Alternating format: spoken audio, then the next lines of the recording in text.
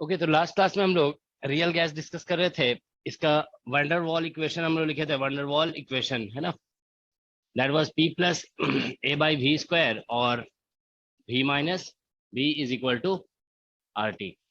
अच्छा देखो, इसको इंटरप्रेट करने में हम लोग को थोड़ा सा ये हो रहा था। जैसे इसमें ये लिखा गया था ना कि बी जो है बेसिकली ये जो बी है वो वॉल्यूम करेक्शन टर्म है। बी को हम लोग क्या बोल रहे थे, दिस इज वॉल्यूम करेक्शन। थोड़ा सा इसको री इंटरप्रेट कर देते हैं, ठीक है ना, करेक्शन टर्म, ठीक है। और ए बाई वी स्क्वायर है ना, this this is called pressure correction term, pressure correction term, ठीक है। तो देखिए, ये तो क्लियर था। लास्ट क्लास में हम लोग डिस्कस कर रहे थे कि आइडियल गैस, देखो रियल गैस में बेसिकली और आइडियल गैस में अगर हम बात करते हैं ना कि बेसिक डिफरेंस क्या है, तो बेसिक डिफरेंस इसमें यही है कि आइडियल गैस में माना जाता है कि गैस मॉलिक्यूल्स पॉइंट साइज्ड है, ठीक है ना, उसका कोई रेडियस नहीं है। और रियल गैस में एज्यूम किया जा रहा है कि there is finite size. And second difference जो है वो कि हम लोग यहाँ पे गैस मॉलिक्यूल्स के बीच में अट्रैक्शन एज्यूम कर रहे हैं, ठीक है ना, there is attraction between gas molecules. और रियल आइडियल गैस में कोई अट्रैक्शन वगैरह नहीं होता है, ठीक है ना। तो ये मेजर डिफरेंस है। तो इसमें देखो ऐसा हो रहा था कि जैसे मान लीजिए ये सरफेस है, इस सरफेस को जब गैस मॉलिक्यूल्स हिट करने जा रहे हैं तो इधर से कोई और इसको अट्रैक्ट कर रहा है, इस मॉलिक्यूल को इधर अट्रैक्ट कर रहा है, तो इसीलिए प्रेशर थोड़ा कम हो जाएगा। तो ये तो कंफर्म था कि प्रेशर ऑफ रियल गैस जो है ना that is less then pressure of ideal gas, ठीक है ना। आइडियल गैस से प्रेशर इसका कम है, ठीक है ना। देखो लास्ट क्लास में एक्चुअली हम लोगों ने ऐसे कह दिया था कि टेम्परेचर मान लो कांस्टेंट रहता है, ठीक है ना। देखो आइडियल गैस का टेम्परेचर जो है ना वो थोड़ा कम भी हो सकता है रियल गैस से, ठीक है ना। सॉरी, रियल गैस का टेम्परेचर जो है ना आइडियल से कम हो सकता है, क्योंकि रियल गैस के मॉलिक्यूल्स के बीच में अट्रैक्शन हो रहा है ना। तो बेसिकली क्या होगा कि उसकी काइनेटिक एनर्जी थोड़ी कम हो सकती है, ठीक है। काइनेटिक एनर्जी कम होगी ना, तो जिसकी वजह से टेम्परेचर भी कम हो सकता है। तो देखो इसको हम लोग इंटरप्रेट दूसरे तरीके से कर सकते हैं। जैसे मान लीजिए हमारा ये आइडियल गैस इक्वेशन था, PV is equal to RT, ठीक है ना, ये है। अब हम सपोज करो कि प्रेशर में पहले करेक्शन कर देते हैं, सॉरी वॉल्यूम में करेक्शन कर देते हैं, वी माइनस बी तो इज इक्वल टू आरटी, ऐसा हो जाएगा। तो फिर प्रेशर देखो हम यहाँ से कैलकुलेट कर रहे हैं ना, ठीक है, तो प्रेशर कैलकुलेट कर रहे हैं तो ये RT by V minus B हो जाएगा। तो ये बेसिकली प्रेशर कैलकुलेट हो गया। तो ये basically pressure calculated after after क्या है, वॉल्यूम करेक्शन। ये आप कह सकते हो दिस इज प्रेशर, ठीक है ना, दिस इज प्रेशर आफ्टर, इसको आप इस तरह से ज्यादा बेटर इंटरप्रेट कर सकते हो, आफ्टर वॉल्यूम करेक्शन, ठीक है ना। वॉल्यूम करेक्शन हमने कर दिया, उसके बाद हमने ये प्रेशर निकाल लिया, ठीक है ना। अब देखिए इसमें क्या होगा कि अब हमें पता है कि प्रेशर में भी करेक्शन करना है। तो यहां से जो प्रेशर निकला ना उसमें, तो अब हम लोग मतलब प्रेशर मतलब जो रियल गैस का एक्चुअल प्रेशर है, प्रेशर ऑफ रियल गैस, ठीक है ना, that should be equal to RT by V minus B. देखो पहले निकला हुआ है, अब इसमें हम करेक्शन कर देते हैं प्रेशर करेक्शन। तो प्रेशर करेक्शन हो जाएगा ए बाई, क्योंकि हमें पता है कि प्रेशर थोड़ा कम होना है, ठीक है ना। तो यहाँ से देखो ये जो प्रेशर अभी कैलकुलेट हुआ ना वॉल्यूम करेक्शन के बाद, उसके बाद हम थोड़ा प्रेशर को और रिड्यूस कर देते हैं। और ये फैक्टर हम लास्ट क्लास में बताए थे ना कैसे आता है।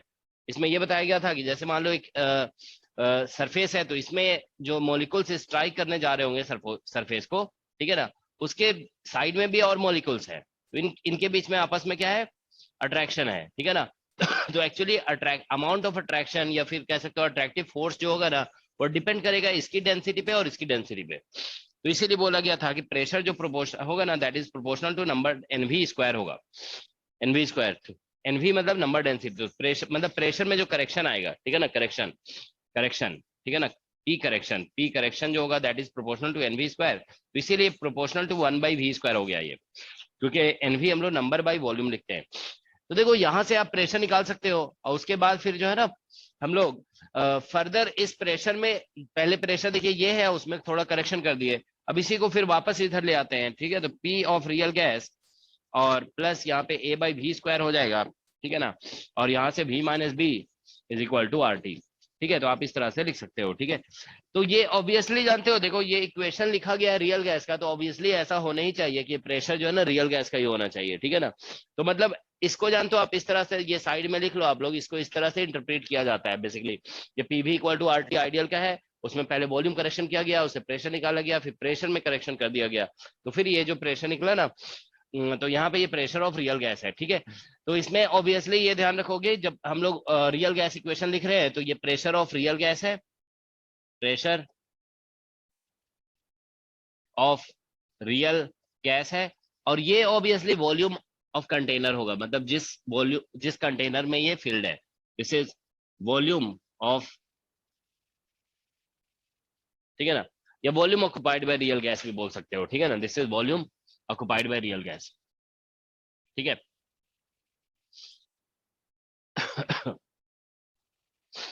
ठीक है, volume occupied by real gas, volume of container कह सकते हो या volume occupied by real gas,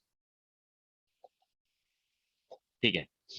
तो ये बेसिकली रियल गैस इक्वेशन है, ठीक है। तो इसके बारे में हम लास्ट क्लास में देखिए बता दिए थे कि अगर एन मोल्स के लिए लिखते हो आप इसे, तो एन मोल्स के लिए ऐसा लिखना पड़ता है पी प्लस यहाँ पे n square v, sorry n square a और बाई वी स्क्वायर, और यहाँ पे वी माइनस एन बी और is equal to n r t. तो एन मोल्स के लिए इस तरह से ये लिखा जाता है, ठीक है।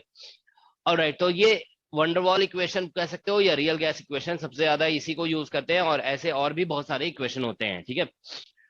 अब हम लोग देखिए, जैसे अगर हम इस इक्वेशन में टेम्परेचर को कांस्टेंट करते हैं तो पी वर्सेस वी डायग्राम आप जानते हो ऐसे करके ऐसे बनता है, ठीक है ना। तो अब हम लोग यहाँ पे देखो ड्रॉ करने जा रहे हैं PV diagram for van der Waals gas.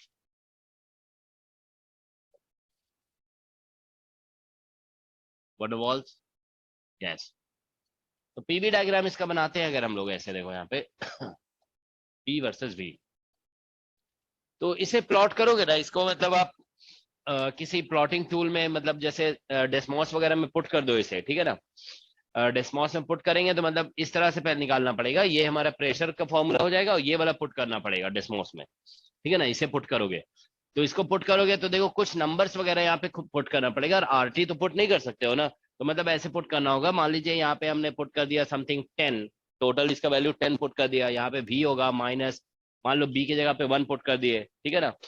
तो इस तरह से प्लॉट करेंगे इसे हम लोग अगर, ठीक है। देखो एक बार हम डेस्मॉस में दिखाते हैं प्लॉट करके इसे, देखो कैसा आएगा ये, ठीक है।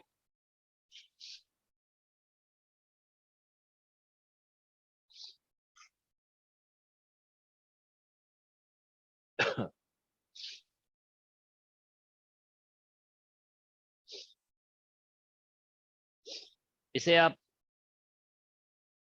ठीक है, देखो यहाँ पे कितना लिखा हुआ पी प्लस,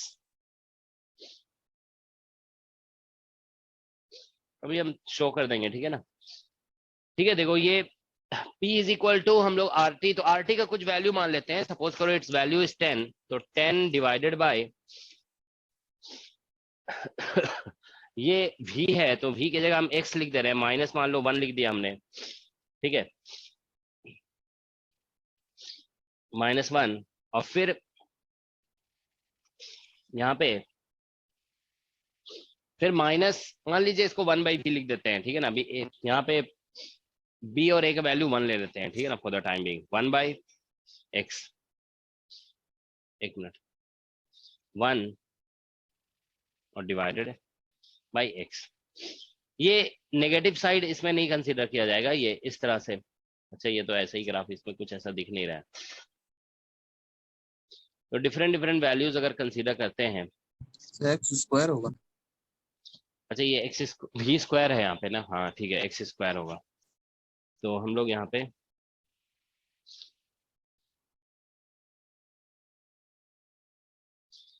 अब जानते हो ये थोड़ा सा हो सकता है कि हम अनयूजुअल वैल्यू ले रहे हैं इसलिए ऐसा दिख रहा है, ठीक है ये, हाँ हाँ, मान लो इसको अगर हम सपोज करो लेते हैं, सपोज करो 200,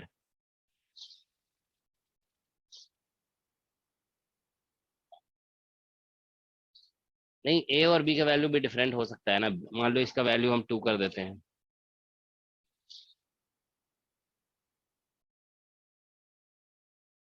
ये तो कुछ सिग्नेचर दिखाई नहीं रहा है।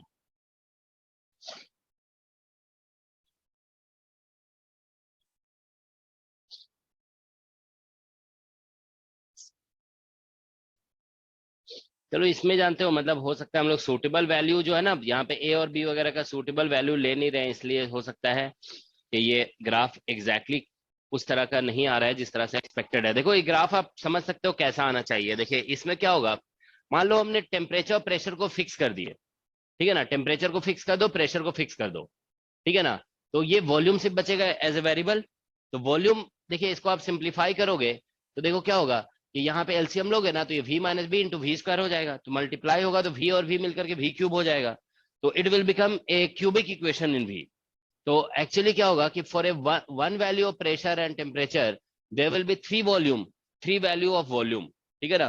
तो इसलिए जानते हो ये ग्राफ जानते हो मतलब एक्चुअल में ऐसा अगर प्लॉट किया जाता है ना तो ये इस तरह का बिहेवियर भी शो करता है, ये इस तरह का, समझ गया ना। It it some comes out to be, वो जानते हो अभी डेस्मॉस में ऐसा आ नहीं रहा है, वो जानते हो इसलिए नहीं आ रहा है ना, वो हम लोग ए और बी का बहुत मतलब अप्रोप्रिएट वैल्यू पुट नहीं कर रहे होंगे, ठीक है ना, इस तरह से ऐसा इसलिए ऐसा हो रहा है। तो इट कैन शो मतलब यहाँ से आप लॉजिकली आप समझ सकते हो। देखो हम लोग समझ रहे हो ना, प्रेशर और टेम्परेचर का फिक्स कर देंगे वैल्यू, वॉल्यूम जो है ना क्यूबिक इक्वेशन बन जाएगा, volume it will become a cubic equation. इसको देखो हम बोल सकते हैं this will become a cubic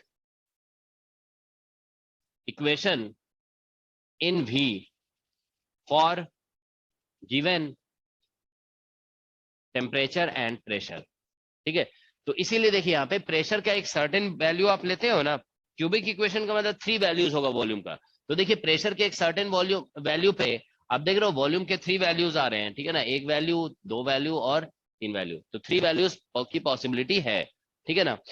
लेकिन फर्दर इसकी एनालिसिस की जाती है ना तो देखो ये पाया जाता है कि इसको अगर हम टेम्परेचर देखिए, ये मान लीजिए किसी टेम्परेचर T1 पे है, अब टेम्परेचर को बढ़ाएंगे तो ऐसे देखो डायरेक्टली रिलेटेड जैसा है ना, टेम्परेचर बढ़ाओगे तो प्रेशर भी बढ़ेगा, ठीक है ना। यहाँ पे टेम्परेचर देख रहे हो ना, टेम्परेचर बढ़ाने पे प्रेशर की वैल्यू बढ़ेगा, तो टेम्परेचर बढ़ाने पे ग्राफ जो है ना ऊपर चला जाता है, ठीक है ना, तो ये ऐसा कुछ आ जाता है, ठीक है ना, ये इस तरह से ठीक है। तो इस तरह से ये ग्राफ आता है। टेम्परेचर को फर्दर और बढ़ाओगे ना, ठीक है ना, ये मान लो टेम्परेचर T2 पे है तो ये ग्राफ जो है ना फिर ऐसे हो जाता है, ठीक है, ये ऐसे जा रहा है और फिर ये इस तरह से ग्राफ बन जाता है। मतलब कोई अभी देखो थोड़ा सा एक मैक्सिमा और एक मिनिमा जैसा बन रहा है, फिर कोई मैक्सिमम मिनिमा नहीं बनता है, ठीक है ना। तो मान लो आप ऐसे कह सकते हो कि मैक्सिमम मिनिमा यहाँ पे डिसअपियर हो गया, ठीक है ना। तो जिस टेम्परेचर पे मैक्सिमम मिनिमा डिसअपियर हो जाता है उसको क्रिटिकल टेम्परेचर कहते हैं, ठीक है।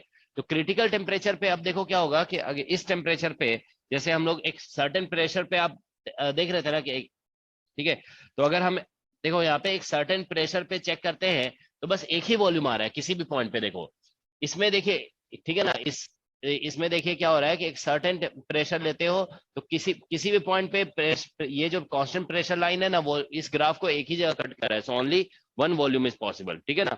तो मतलब ये कह सकते हो कि यहाँ पे देखिए इन सभी ग्राफ में क्या हो रहा है कि at a certain pressure there are three possible volume, ठीक है, थ्री पॉसिबल वॉल्यूम यहाँ पे पॉसिबल है, ठीक है, लेकिन इसमें सिर्फ एक वॉल्यूम पॉसिबल हो रहा है, ठीक है।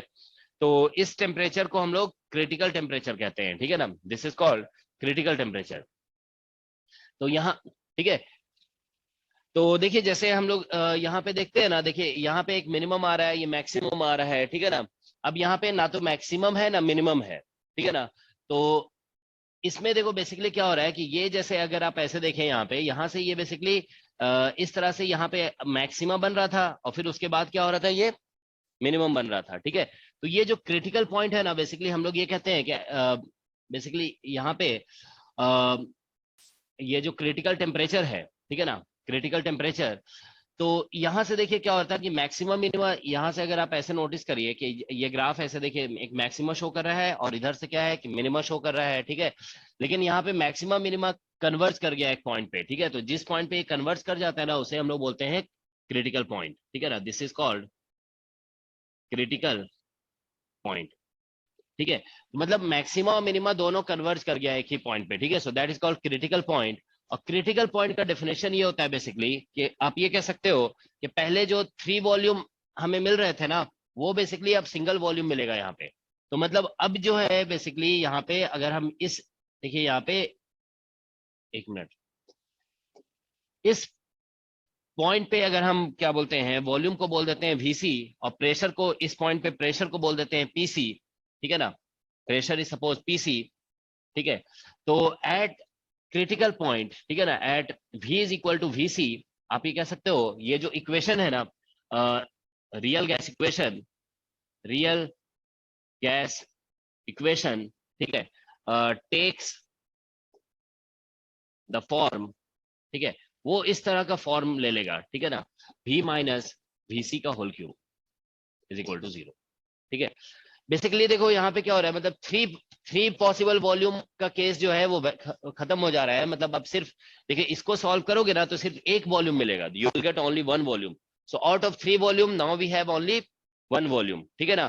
तो इसीलिए कहा जाता है कि एट क्रिटिकल पॉइंट जो होगा, ये जो रियल गैस इक्वेशन जो अभी इस फॉर्म में आ रहा है, ठीक है ना, वो basically it should reduce into this form actually, ठीक है, क्योंकि अब यहाँ से सिर्फ एक वॉल्यूम मिल रहा है, ठीक है। तो एक डेफिनेशन क्रिटिकल पॉइंट का ये दिया जाता है, ठीक है, कि अब यहाँ पे 3 पॉसिबल वॉल्यूम की मिलना बंद हो जाएगा, ठीक है ना। दूसरा डेफिनेशन इसका जानते हो फेज ट्रांजिशन के पॉइंट व्यू से दिया जाता है, ठीक है ना।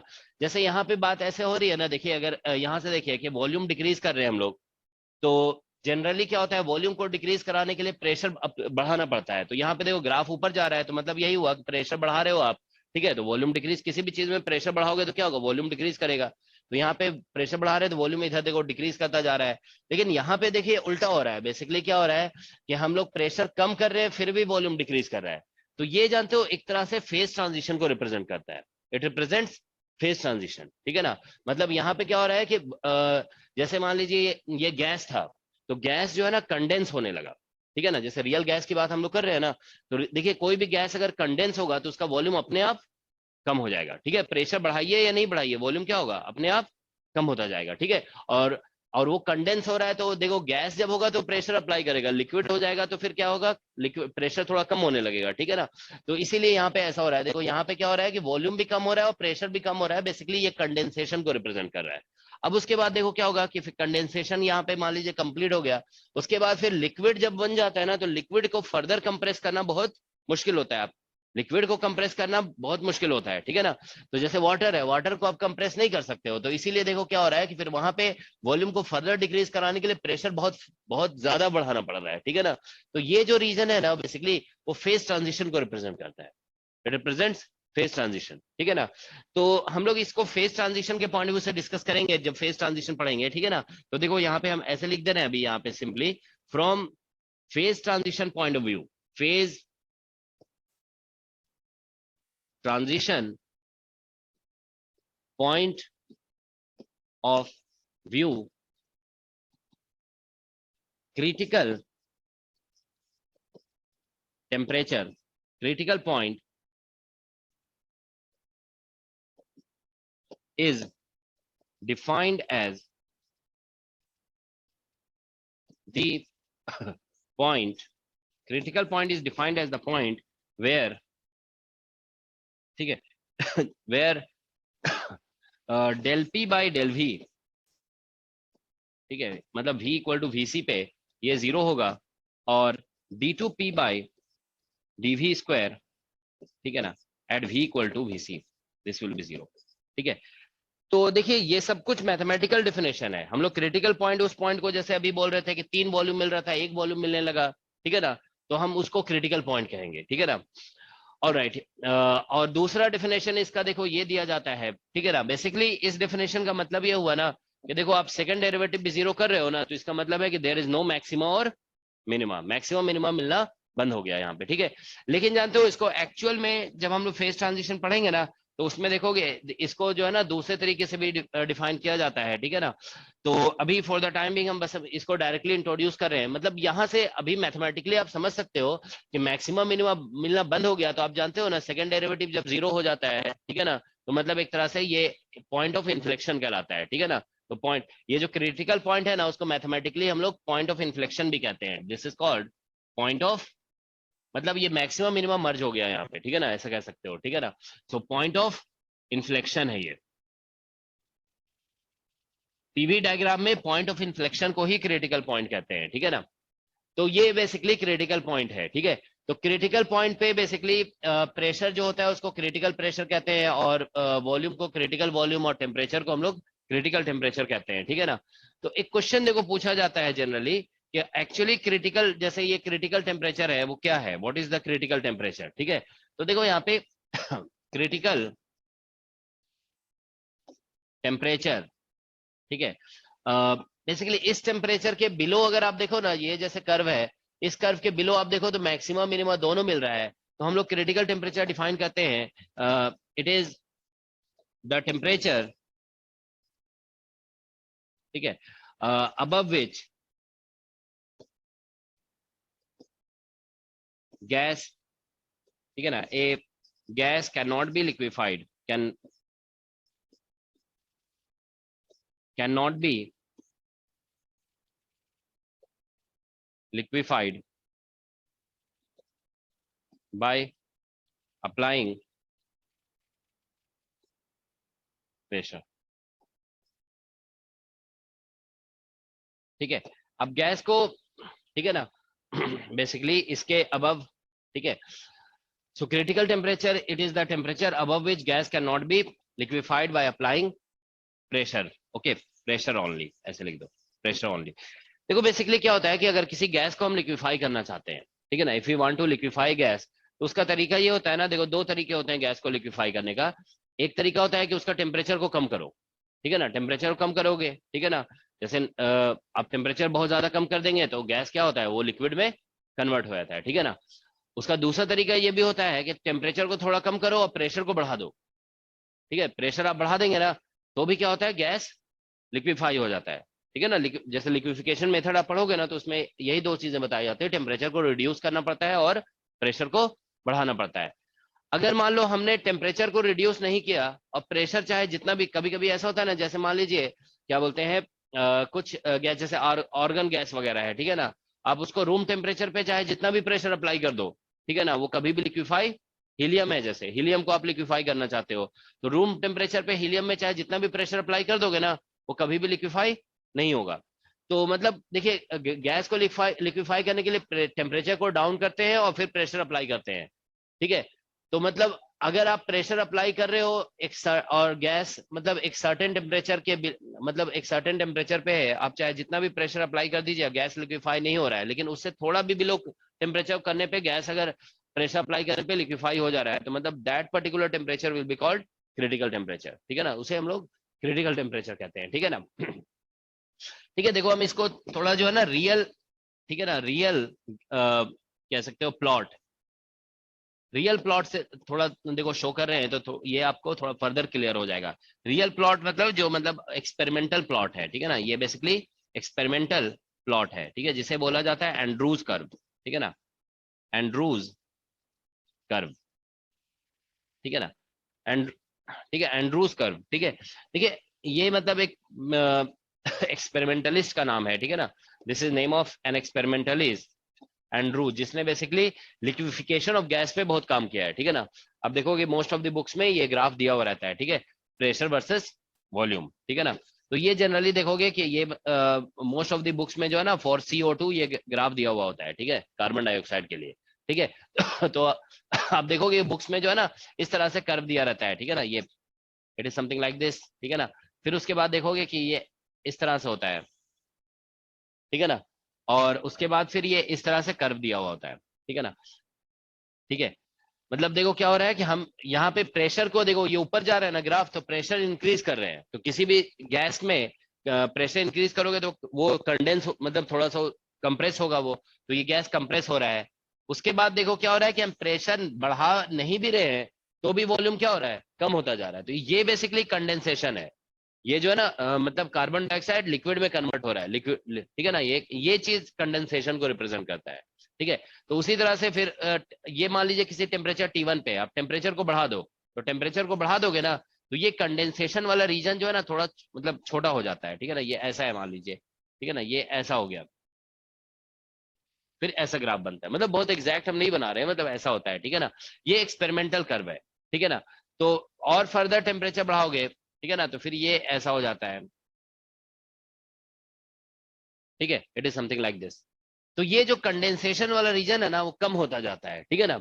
अब उसके बाद फर्दर देखो यहाँ पे फर्दर इसको हम बढ़ाते हैं, तो ये जो है ना बेसिकली क्या होगा, कंडेंसेशन का जो रीजन है ना वो बिल्कुल खत्म हो जाएगा, ये ऐसा हो गया। तो अब देखो ये जिस टेम्परेचर पे ऐसा हो रहा है, इसी टेम्परेचर को हम लोग क्या बोलेंगे, critical temperature. This temperature will be called critical temperature. Is that okay? तो आप देख सकते हो यहाँ पे कि मतलब ये जो कंडेंसेशन का रीजन है ना, वो खत्म हो गया यहाँ पे इस पर्टिकुलर टेम्परेचर पे, ठीक है ना। तो अब देखिए कंडेंसेशन वाले रीजन में देखो यहाँ पे ग्राफ जो था ना वो इस स्ट्रेट लाइन हो गया था। तो इसमें आप देखिए इन सभी कर्व में आप ऐसे बोल सकते हो del P by del V कितना है, 0 है। ठीक है, तो del P by del V 0 हो गया। तो देखो del P by del V 0 अगर हम पुट करेंगे ना, तो हमें बेसिकली एक तरह से कंडेंसेशन वाला रीजन मिलेगा, ठीक है ना। We will get a region of condensation, ठीक है। तो अब यहाँ पे देखिए, अगर आप जैसे कोई भी इक्वेशन है, इसको आप del P by del V, इसमें जैसे मान लीजिए प्रेशर निकला हुआ है, इसमें आप del P by del V निकालोगे, इसको del P by del V निकाल करके आप इसको 0 कर दो, ठीक है ना। तो देखो del P by del V जो है ना, बेसिकली आप नोटिस करिए कि 0 सिर्फ एक पॉइंट पे नहीं हो रहा है, बहुत सारे पॉइंट पे हो रहा है, ठीक है ना। It is 0 eight many points, ठीक है। तो मेनी वॉल्यूम के लिए ऐसा ट्रू हो रहा है। तो del P by del V अगर आप 0 कर दोगे ना, तो फिर आपको वॉल्यूम में एक इक्वेशन मिल जाएगा, you will get A equation. तो वो इक्वेशन मतलब हमें बताएगा all those volume, okay, eight which condensation is taking place, ठीक है ना। वो सारे वॉल्यूम है जिसपे कंडेंसेशन हो रहा है, ठीक है ना। तो जानते हो del P by del V equal to 0 put करने से भी, समझ रहे हो ना। यहाँ पे देखो एक मिनट, यहाँ से देख लो, डेल यहाँ ये प्रेशर निकला हुआ है, हम इसको del P by del V equal to 0 put करेंगे, ठीक है। तो फिर हमें वॉल्यूम का एक इक्वेशन मिलेगा, ठीक है। तो आप ये ध्यान रखोगे कि यहाँ से देखिए ये जो है ना कर्व, क्योंकि स्ट्रेट लाइन हो गया है ना, ये पैरेलल टू वी एक्सिस, तो यहाँ पे del P by del V 0 है। तो आप ये कह सकते हो del P by del V equal to 0 gives an equation, ये एक इक्वेशन देगा, ठीक है ना। तो इस इक्वेशन को जब हम प्लॉट करेंगे ना, तो ये इक्वेशन बेसिकली उस रीजन को रिप्रेजेंट करेगा जहां पे बेसिकली कंडेंसेशन हो रहा है, ठीक है ना। सो गिव्स एन इक्वेशन, या ऐसा कह सकते हो विच, ठीक है, represents volume of gas during condensation.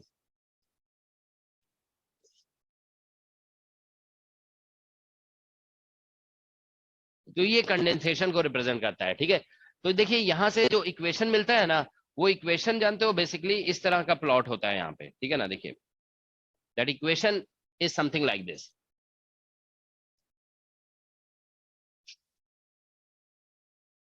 इस तरह का कुछ इक्वेशन बनता है वो, ठीक है। देखो क्योंकि वो इक्वेशन इसी रीजन में होगा ना जिस रीजन में कंडेंसेशन हो रहा है, क्योंकि आप del P by del V इस रीजन में सिर्फ बना सकते हो, ये इक्वेशन जो बनेगा ना वो इसी रीजन में सिर्फ होगा, ठीक है ना। तो इसीलिए देखिए यहाँ पे इस रीजन में ये जो कर्व है ना, देखिए ये curve, this curve is obtained by del P by del, putting del P by del V equal to 0, ठीक है ना। ये del P by del V equal to 0 curve है, ठीक है। तो अब देखिए जैसे जैसे टेम्परेचर बढ़ाते जा रहे हो, ठीक है ना, टेम्परेचर आप बढ़ाते जा रहे हो, तो अल्टीमेटली ये कर्व, ये जो हॉरिजॉन्टल रीजन है वो श्रिंक होता जा रहा है, ये एक्चुअल कर्व है, ठीक है ना। और एक्चुअली श्रिंक होते हुए अल्टीमेटली कहां पहुंच गया, इस पॉइंट पे। तो देखो इस पॉइंट पे आप देख रहे हो del P by del V जो कर्व है ना, ठीक है ना, ये समझ रहे हो ना, एक इक्वेशन है, ठीक है, दिस इज एन इक्वेशन, ठीक है। यहां से हमें एक इक्वेशन मिल रहा है। तो इस इक्वेशन में आप देखिए इस पॉइंट पे, ठीक है ना, इस इक्वेशन पे, इस पॉइंट पे आप देखो ये एक इक्वेशन है, और ये भी बेसिकली पीवी डायग्राम पे इक्वेशन है, ठीक है ना। तो इस पॉइंट पे आप अब देख सकते हो कि इस इक्वेशन का भी स्लोप कितना हो जा रहा है, 0 हो जा रहा है। तो अब हम इस इक्वेशन से स्लोप निकालना चाहते हैं, तो फिर हम यहां से जो प्रेशर, ठीक है ना, बेसिकली हमारा, ठीक है। तो हम ये बेसिकली कह सकते हैं, देखो ये जो पॉइंट है ना यहाँ पे, एक्चुअली हम ऐसा कह सकते हैं ना, अच्छा ये जो बेसिकली ऐसा हो रहा है, देखो ये जो अल्टीमेटली क्या हो रहा है, श्रिंक होकर के एक सिंगल पॉइंट में कन्वर्ट हो गया है ना, it has converted into a single point, ठीक है। तो हम ऐसा कह सकते हैं, देखो ठीक है, ये dp by dv equal to इन सभी रीजन में 0 था, और अल्टीमेटली ये यहाँ पहुंच गया, ठीक है ना। तो यहाँ पे देखो क्या होगा कि अगर ये जैसे हम पीवी डायग्राम में इसको हम रिप्रेजेंट किए हुए हैं, ठीक है ना, ये, ठीक है ना, दिस इज, तो इस पॉइंट पे देखो इसका भी स्लोप कितना हो रहा है, दिस, इसका स्लोप भी 0 हो रहा है, ठीक है ना। Its slope is also equal to 0, ठीक है ना।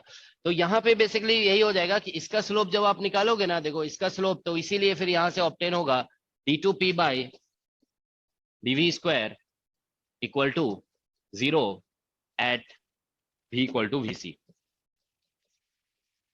ठीक है, तो ये बेसिकली यहां से ऑब्टेन होगा, ठीक है ना, ये बेसिकली हमारा, ठीक है। तो यहाँ ये जो है ना बेसिकली ये पॉइंट हमारा v इक्वल टू vc होगा।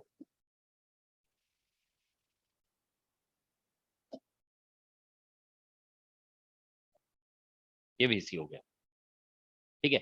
बेसिकली जानते हो, देखो ऐसा होगा, अगर हम लोग इसको थोड़ा सा कैलकुलेशन नहीं कर रहे हैं ना, ये डायरेक्टली बता रहे हैं, देखो होगा ये कि इस इक्वेशन को आप बेसिकली इस इक्वेशन को जो है ना डिफरेंशिएट करोगे, यहां से आप लोग निकालोगे ये del P by del v. देखो ऐसा होगा कि यहां से निकालोगे आप del P by del v, और del P by del v को 0 पुट कर दोगे, ठीक है, एट पर्टिकुलर टेम्परेचर, ठीक है ना। तो यहां से बेसिकली हमारे पास टेम्परेचर और वॉल्यूम एक रिलेशन आ जाएगा, we will get a relation between temperature and volume. अब देखो हम टेम्परेचर को चेंज कर रहे हैं ना, वी आर चेंजिंग टेम्परेचर, तो फर्दर हम क्या करेंगे, वापस जो है ना टेम्परेचर को इस इक्वेशन से हम निकालकर यहाँ पे इससे जो इक्वेशन मिलेगा उसमें पुट करेंगे, ठीक है ना, मतलब टेम्परेचर को एलिमिनेट करना पड़ेगा, ठीक है। यहां से देखो एक इक्वेशन मिलेगा और हम फिर फर्दर इसी इक्वेशन को यूज करके टेम्परेचर को एलिमिनेट करेंगे, तो वापस प्रेशर आ जाएगा, ठीक है ना, you will get back pressure again, ठीक है ना। तो प्रेशर अगेन आ जाएगा, तो बेसिकली फिर से हमारे पास एक रिलेशन आ जाएगा इस तरह से, ठीक है। देखो यहाँ पे तो प्रेशर और वॉल्यूम में एक रिलेशन आएगा, तो वही ये ग्राफ है, ये प्रेशर और वॉल्यूम, मतलब इस इक्वेशन में जब टेम्परेचर को एलिमिनेट किया जाएगा ना, तो प्रेशर वॉल्यूम में ग्राफ मिलेगा, उस ग्राफ, वो ग्राफ ये है, ठीक है ना, that is this graph, okay. तो फिर इस ग्राफ का स्लोप यहाँ पे 0 हो रहा है ना, ठीक है। तो इसीलिए देखिए पहले तो ये ग्राफ ऑब्टेन हुआ dp by dv equal to 0 से, और फर्दर इस ग्राफ का भी स्लोप यहाँ पे 0 हो रहा है, तो इसीलिए फिर ये बोला जाएगा कि ये d2p बाई dv स्क्वायर जो है ना यहाँ पे 0 हो जा रहा है, ठीक है ना। सो दैट्स वाई, ठीक है। तो ये बेसिकली, या फिर आप ऐसे भी सिंपली कह सकते हो कि अब यहाँ पे जो है ना बेसिकली ये जो है ना एक तरह से पॉइंट ऑफ इन्फ्लेक्शन जैसा है, ठीक है ना, it is like point of inflection, तो यहाँ पे ये सेकंड डेरिवेटिव 0 हो जाएगा, ठीक है। तो ये critical, that is the critical point, okay. तो देखिए एग्जाम में जो है ना क्वेश्चन एक पूछा जाता है कि जैसे मान लीजिए ये वंडरवॉल इक्वेशन है, ठीक है, तो इसका क्रिटिकल वॉल्यूम क्या होगा, ठीक है, या क्रिटिकल प्रेशर क्या होगा, या क्रिटिकल टेम्परेचर क्या होगा, ठीक है, दिस कैलकुलेशन। तो इसका कैलकुलेशन दो मेथड से हो सकता है, ठीक है, या तो हम dp by dv equal to 0 करेंगे और d2p बाई dv स्क्वायर 0 कर देंगे, ठीक है, इस मेथड से भी कैलकुलेशन हो सकता है। या फिर दूसरा मेथड ये हम आपको बता रहे थे कि एट क्रिटिकल पॉइंट पे ये जो 3 वॉल्यूम मिल रहे थे वन वॉल इक्वेशन से, वो बेसिकली हमें सिंगल वॉल्यूम मिलना स्टार्ट हो जाएगा, ठीक है ना, we will get single volume. तो दोनों मेथड से कैलकुलेशन किया जा सकता है, ठीक है ना। तो देखो यहाँ पे calculation of critical temperature, critical pressure and critical volume, ठीक है। तो इसके लिए ध्यान रखोगे दो मेथड हैं, ठीक है ना, मेथड वन आप क्या करोगे, कंपेयर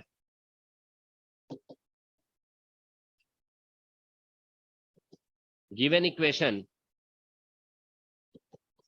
विथ, गिवन इक्वेशन को आप कंपेयर करोगे विथ v माइनस वी सी का होल क्यूब से, ठीक है ना, इससे आप कंपेयर करेंगे, ठीक है, सॉरी इक्वल टू 0, इससे कंपेयर करोगे, ये मेथड वन है। और मेथड टू ऑब्वियसली यही है, मेथड टू, इसमें यूज करोगे, use dp by dv equal to 0 at v equal to vc, और दूसरा है d2p by dv square that is equal to 0 at v equal to vc। तो क्रिटिकल टेम्परेचर, प्रेशर और volume निकालने का method यही है, ठीक है।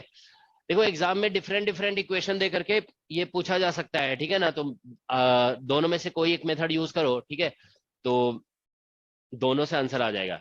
लेकिन देखो आप ये ध्यान रखोगे कुछ इक्वेशन ऐसे होते हैं ना जहां पे, देखिए ये जो है ना ये बेसिकली एक पॉलिनोमियल इक्वेशन है, क्योंकि ये क्यूबिक इक्वेशन है ना, तो इसे आप बोल सकते हो दिस इज पॉलिनोमियल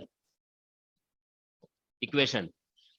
तो मेथड वन को हम लोग जानते हो तभी यूज करेंगे, ठीक है ना, जब हमारा जो इक्वेशन ऑफ गैस है ना वो पॉलिनोमियल टाइप का है। जैसे आप देखिए यहाँ पे ये जो वंडरवॉल इक्वेशन है, अब क्या बोलते हैं, वंडरवॉल इक्वेशन v में पॉलिनोमियल जैसा है कि नहीं है, इज इट लाइक पॉलिनोमियल? क्योंकि देखो यहाँ पे v का पावर 2 है, इसको क्रॉस मल्टीप्लाई करोगे ना v का पावर 2 3 ऐसा कुछ आ जाएगा। इसमें कोई एक्सपोनेंशियल या साइन कोसाइन फंक्शन वगैरह नहीं आ रहा है, ठीक है ना।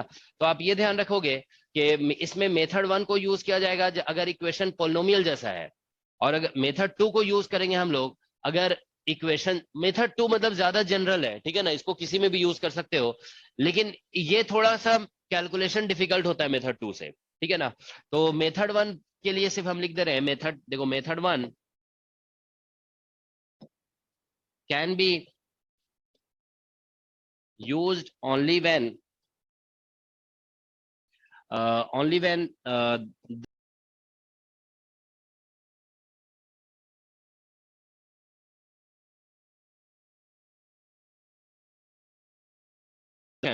can be converted into polynomial equation in V, ठीक है ना। गैस इक्वेशन को अगर आप पॉलिनोमियल इक्वेशन में कन्वर्ट कर सकते हैं तभी इसका यूज किया जा सकता है, ठीक है, अदरवाइज इसका यूज नहीं कर सकते हैं, ठीक है ना। मेथड 2 ऑलवेज यूज हो सकता है, मेथड 2 कैन बी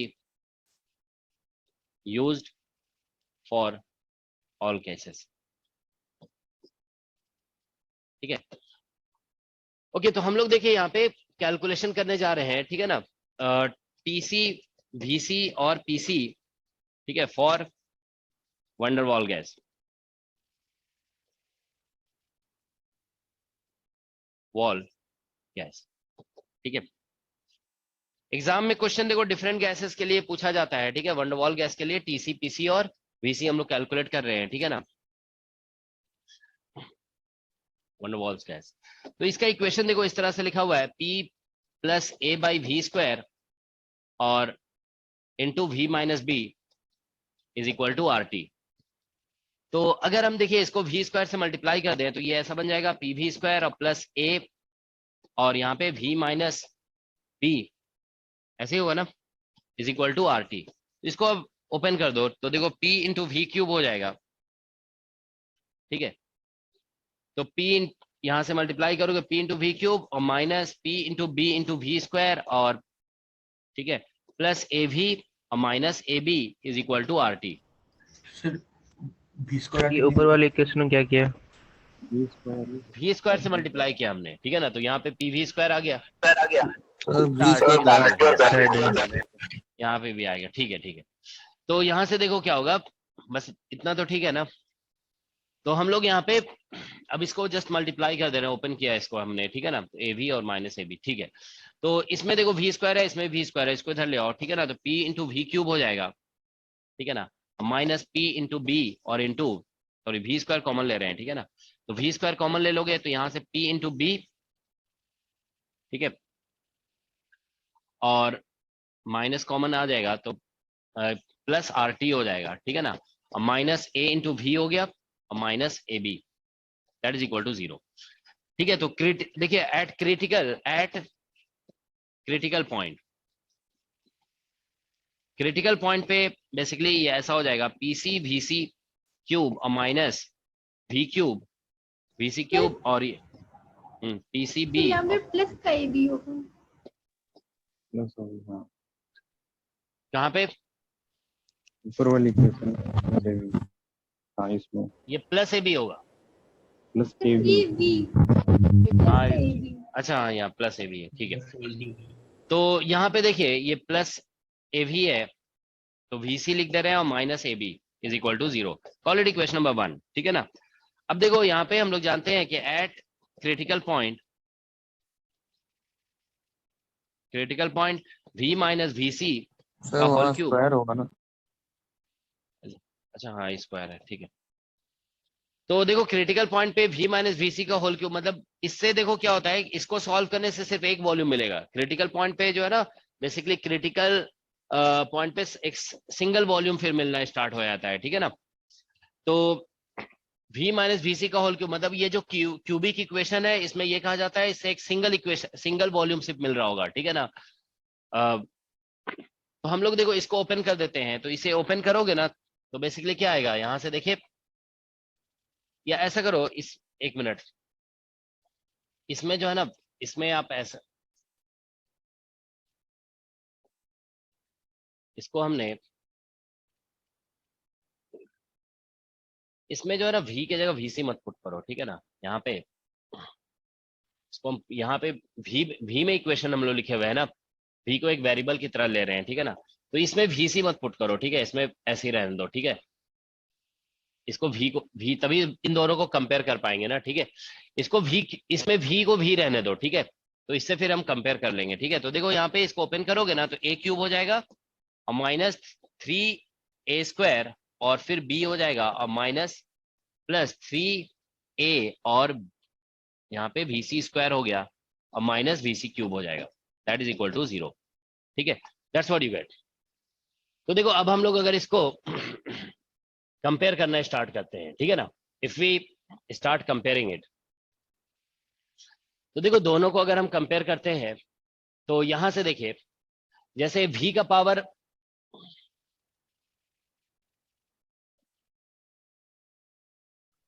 ये बेसिकली हमारा इक्वेशन है, सेकंड इक्वेशन, और ये हमारा ये इक्वेशन है, ठीक है ना।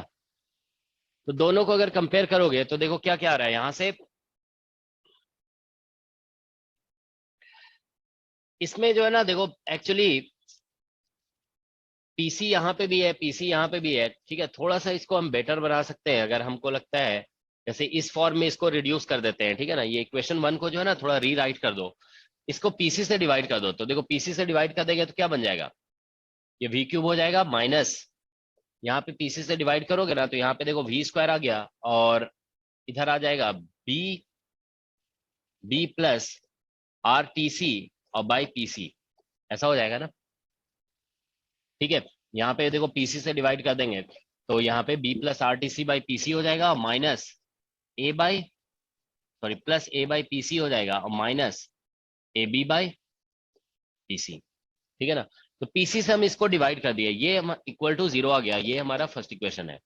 देखो कंपैरिजन जानते हो, मतलब ऐसे तो देखिए ये जैसे यहाँ पे इक्वल टू 0 लिखा हुआ है ना, सर एक वॉल्यूम भी आएगा। हाँ यहाँ पे वॉल्यूम भी है ना, a बाई वी है, a इंटू वी। देखो एक्चुअली जानते हो ये कंपैरिजन हम इसलिए नहीं कर रहे हैं ना, देखो इसको अगर हम चाहते हैं तो इधर राइट साइड में 0 लिखा हुआ है, तो हम तो चाहते हैं तो जैसे इसको 2 से भी मल्टीप्लाई कर सकते हैं, 3 से भी मल्टीप्लाई, इसको किसी भी नंबर से मल्टीप्लाई किया जा सकता है, ठीक है ना। तो फिर कंपैरिजन तो इलॉजिकल हो जाएगा ना, क्योंकि आप मान लीजिए 2 से मल्टीप्लाई करते हो फिर कंपेयर करते हो तो आंसर अलग आ जाएगा, 3 से मल्टीप्लाई करके कंपेयर करोगे आंसर अलग आ जाएगा। तो कुछ तो मैच करना चाहिए, तो हमने क्या किया कि देखो यहाँ पे v क्यूब के कोएफिशिएंट को मैच करा दिए दोनों का। देखो यहाँ पे अब देखो इसमें भी कितना है, 1 है और इसमें भी 1 है, ठीक है ना। अब कंपैरिजन करते हैं क्योंकि एक एटलीस्ट एक टर्म को हमने पहले मैच करा दिया है, ठीक है ना, उसके बाद कंपैरिजन करते हैं, ठीक है। तो देखो यहाँ से अब हमारा देखो कंपैरिजन इस तरह से होगा, पहले यहाँ इस तरह से देखिए, अगर हम लोग कांस्टेंट टर्म को कंपेयर करते हैं तो देखो यहाँ से ऐसा होगा, वीसी क्यूब लास्ट टर्म से स्टार्ट करो, vc cube is equal to आ जाएगा AB बाई पीसी, ऐसा आ रहा है, ठीक है ना। तो इसे हम लोग, ठीक है ना, सेकंड इक्वेशन बोल देते हैं, ठीक है ना। फिर नेक्स्ट टर्म को कंपेयर करो, तो नेक्स्ट टर्म को कंपेयर करोगे ना तो यहाँ पे देखो 3vc², ठीक है। देखो यहाँ पे v का पावर 1 का जो कोएफिशिएंट है वो 3vc² है, और यहाँ पे आप देखिए इस साइड से जो आ रहा है वो a अपॉन pc आ जा रहा है, तो इसको हम फोर्थ इक्वेशन बोल देते हैं, let us call it fourth equation, ठीक है। और ठीक है, अब हम लोग अगर, तो देखिए हम यहाँ पे कांस्टेंट टर्म को कंपेयर कर दिए, ठीक है ना, we have compared constant term, और उसके बाद हमने इस टर्म को भी कंपेयर कर दिया, v का पावर 1, देखो यहाँ पे v का पावर 1 का कोएफिशिएंट और यहाँ पे v का पावर 1 का कोएफिशिएंट कंपेयर कर दिया है। यहाँ से a बाई पीसी आ रहा था, ठीक है, और यहाँ से आ रहा है कितना 3vc², ओके। अब हम लोग v² के कोएफिशिएंट को कंपेयर कर रहे हैं, देखो v² कोएफिशिएंट, तो यहाँ पे देखो माइनस v² इसमें भी है, माइनस v² इसमें भी है, तो इससे आ रहा है हमारा 3vc, ठीक है, इससे माइनस माइनस माइनस तो कंपेयर हो जा रहा है, और इधर से आ रहा है हमारा b प्लस RTC और बाई पीसी, इस तरह से आ रहा है, ये फिफ्थ इक्वेशन हो गया। तो ये हमारे पास 3 रिलेशंस निकल गए, ठीक है। तो अगर आप देखो second equation by third equation, अच्छा ये सेकंड था ना, ये सेकंड था, ठीक है ना, इसको थर्ड कर दे रहे हैं, थर्ड, ये दिस इज थर्ड और ये फोर्थ है, ठीक है।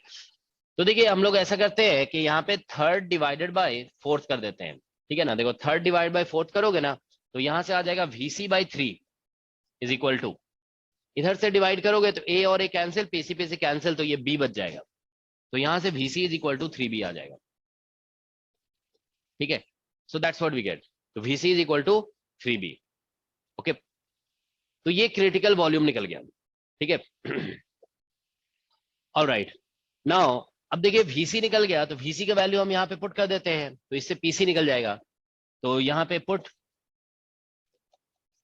इनटू, इसे पुट कर दो, पुट इनटू थर्ड। तो थर्ड में पुट करोगे ना, तो यहाँ से आपका PC निकल जाएगा। PC इज इक्वल टू आ जाएगा, देखो यहाँ पे पुट करने से A divided by 27B square आएगा, है ना, क्योंकि यहाँ पे क्यूब करोगे 27 आ जाएगा, और ये B क्यूब हो जाएगा, एक B कैंसिल हो जाएगा, तो B स्क्वायर नीचे आ जाएगा। ठीक है, अब इन सबको पुट कर दो यहाँ पे फिफ्थ में, पुट,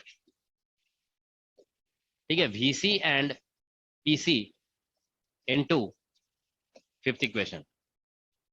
तो ये दोनों क्वांटिटी को आप यहाँ पे पुट करके देखिए, ठीक है ना, PC और VC। तो इसे पुट करोगे ना, तो यहाँ से TC निकल आएगा। ठीक है, तो बस पुट कर दो यहाँ पे, देखो यहाँ पे आप पुट करेंगे तो ये बन जाएगा 9B, उसमें से एक B इधर माइनस होगा, तो ये बन जाएगा 8B। ठीक है ना, और फिर आप यहाँ पे PC का वैल्यू ये वाला पुट करोगे, तो ये यहाँ पे, ठीक है ना, तो ये सभी कैलकुलेशन करके देखो कितना आंसर आ रहा है, 8A अपॉन 27 आ रहा होगा, है ना, और R इंटू B ऐसा आ रहा है, देखो जरा, ये R नीचे आ जाएगा ना। ठीक है, और PC के फॉर्मूले में B स्क्वायर है, B स्क्वायर ऊपर आएगा, एक B कैंसिल होगा इन सभी से। ठीक है, तो फिर B नीचे आ जाएगा। ठीक है, तो ये बेसिकली, ठीक है, तो ये देखो, ये स्टैंडर्ड रिजल्ट्स हैं, इसको जानते हो, आपको ध्यान में रखना होगा। ठीक है, ये एग्जाम्स में पूछे जाते हैं। ठीक है, इवन जानते हो नेट एग्जाम में ये कुछ ये पूछ दिया गया था एक बार। ठीक है, अभी हम देखो क्वेश्चन दिखा देंगे। ठीक है ना, this was asked in net exam कि रियल वंडरवॉल गैस के लिए क्रिटिकल वॉल्यूम कितना होता है। ठीक है, तो क्रिटिकल वॉल्यूम, क्रिटिकल प्रेशर और क्रिटिकल टेम्परेचर। ठीक है, अब देखो यहाँ पे हम लोग एक क्वांटिटी कैलकुलेट कर रहे हैं। ठीक है ना, now we are calculating a quantity. ठीक है, RTC by PC into VC, this we are calculating. ठीक है ना, तो देखो RTC by PC into VC calculate करोगे तो R और TC के वैल्यू ये पुट करोगे 8/27 RB और डिवाइडेड बाय, ठीक है, PC का वैल्यू है हमारा A divided by 27 B square और VC है 3B। ठीक है, तो देखो 27 तो कैंसिल हो जाएगा। ठीक है ना, और तो ये कैलकुलेशन करके देखो इसका आंसर कितना आ रहा है, 8/3। ठीक है ना, तो ये जो RTC, देखो RTC और बाय PC VC, ठीक है ना, दिस इज 8/3, इसको हम लोग बोलते हैं basically, this is called critical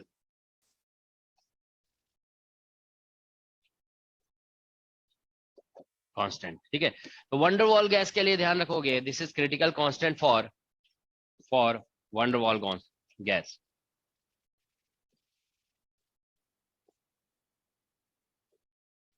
ठीक है, बेसिकली जानते हो ये क्वांटिटी इंडिकेट करता है, इट इंडिकेट्स हाउ क्लोज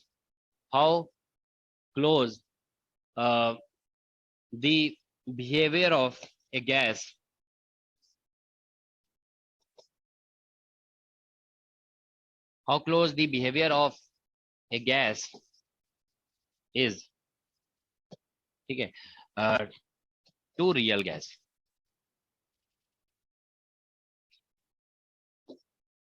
ठीक है, देखो सेंटेंस का मतलब समझ जाओगे। देखिए क्या होता है, रियल गैस के लिए अगर आप निकालते हो ना ये इस क्वांटिटी को, जैसे RTC और बाय PC VC, ठीक है, तो this comes out to be 1 actually. ठीक है ना, आइडियल गैस के लिए, हाँ सॉरी, ये यहाँ पे आइडियल गैस है, सॉरी। ठीक है ना, आइडियल गैस। ठीक है, मतलब कोई भी एक गैस जो है आइडियल गैस से कितना क्लोज है इसका बिहेवियर, वो बेसिकली ये क्वांटिटी बताता है। ठीक है, तो आइडियल गैस के लिए हम लोग ऐसे लिखते हैं ना, देखो PV is equal to RT, 1 mole के लिए आप लिख रहे हो तो इसको, ठीक है ना, तो RT बाय PV निकालोगे तो 1 आ जाएगा। यहाँ पे देखिए इसका वैल्यू जो आ रहा है वो 2 पॉइंट समथिंग आ रहा है। ठीक है ना, तो अगर ये जितना ज्यादा मतलब 1 के क्लोज होगा आपका, आप ये कह सकते हो कि इसका बिहेवियर आइडियल गैस के जैसा है। ठीक है ना, सो these are some discussion related to van der Waals gas. ठीक है, लेकिन देखिए एग्जाम में जानते हो ये जो क्रिटिकल वॉल्यूम, प्रेशर और टेम्परेचर निकाला गया है ना, ये सिर्फ आइडियल गैस के लिए नहीं पूछा जाता है, ये जानते हो डिफरेंट गैसेस के लिए पूछा गया है, ठीक है। जैसे आप टीएफआर वगैरह के एग्जाम क्वेश्चन देखिए, तो उसमें कुछ बार्थेलॉट इक्वेशन वगैरह दिया हुआ है, ठीक है, और उसके लिए बोला गया है, ठीक है। तो method will remain the same, ठीक है ना। तो देखो हम एक दो प्रॉब्लम्स डिस्कस कर रहे हैं, ठीक है ना। एक मिनट, अभी देखो हम शो कर रहे हैं, ठीक है।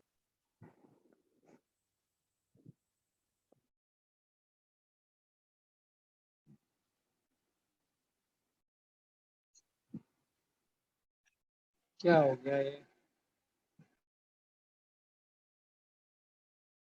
एक मिनट।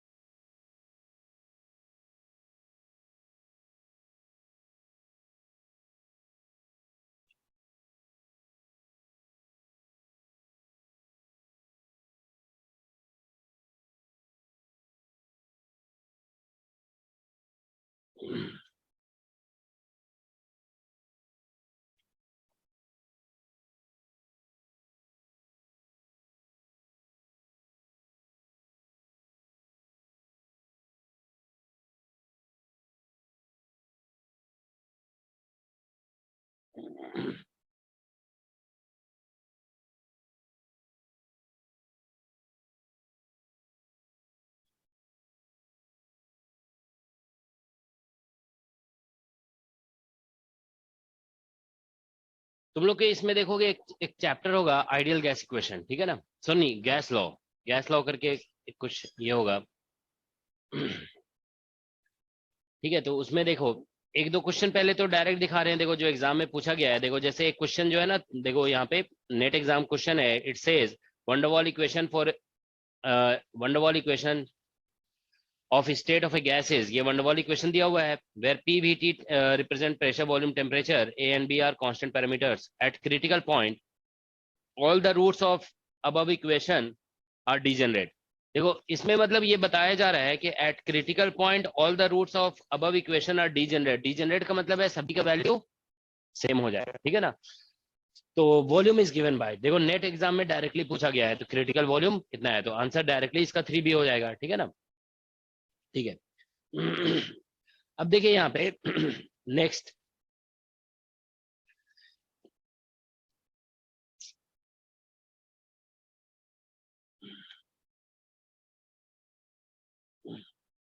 ठीक है, देखो ये TFR 2019 का क्वेश्चन है। इसमें लिखा हुआ है द मोलर वॉल्यूम, ठीक है, इसमें लिखा गया द मोलर वॉल्यूम, नहीं, molar equation of state of a gas at temperature T, pressure P and volume V is given by. देखो इसमें इक्वेशन ऑफ स्टेट ऐसे दिया हुआ है, basically equation of state, this is given to be P is equal to RT और divided by V minus B, ठीक है, और माइनस A और डिवाइडेड बाय TV स्क्वायर, ठीक है। तो ये दिया हुआ है, देखो यहाँ पे RT V माइनस B और TV स्क्वायर, ठीक है, where A and B are constant and R is the gas constant, the critical temperature and pressure for this gas will be. इसमें TC निकालने के लिए बोला गया है, TC is equal to what और TC is equal to what, ये दो क्वांटिटी कैलकुलेट करने के लिए बोला, ठीक है ना। तो देखो यहाँ पे फिर से भाई उसी के जैसा है, थोड़ा सा डिफरेंस है इस इक्वेशन में, है ना। देखो अगर हम वंडरवॉल इक्वेशन में निकालते हैं तो RT by V minus B आता है, और यहाँ पे क्या आता है, minus A by V square आता है, ये T नहीं होता है वहां पे, यहाँ पे T भी आ गया है, ठीक है। तो देर इज स्लाइट डिफरेंस, लेकिन ये भी देखो वॉल्यूम में ये क्यूबिक इक्वेशन में कन्वर्ट हो जाएगा, it will also convert into cubic equation, ठीक है ना। और हम लोग जानते हैं कि क्रिटिकल पॉइंट पे सिर्फ एक ही वॉल्यूम मिलता है, 3 वॉल्यूम नहीं मिलता है, तो फिर से इसको V माइनस VC क्यूब से कंपेयर कर देंगे, ठीक है ना। तो देखो जरा इसका क्विकली क्या आंसर आ रहा है। तो इसमें TC क्रिटिकल टेम्परेचर और क्रिटिकल प्रेशर निकालने के लिए बोला गया है।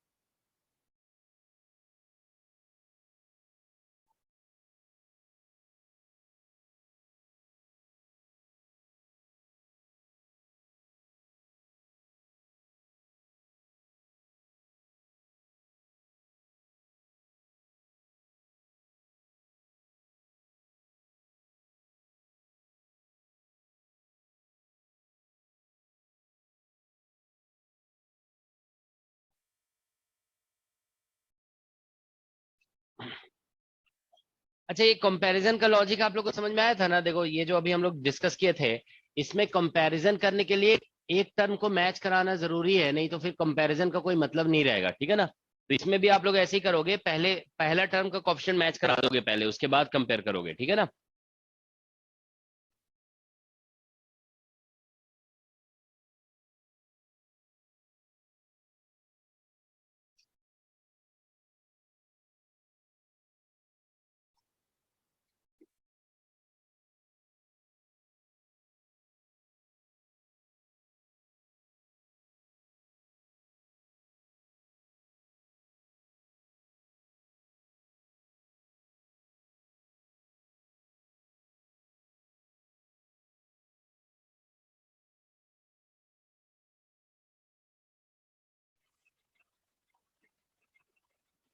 सर टीसी की वैल्यू √8a/27 RB।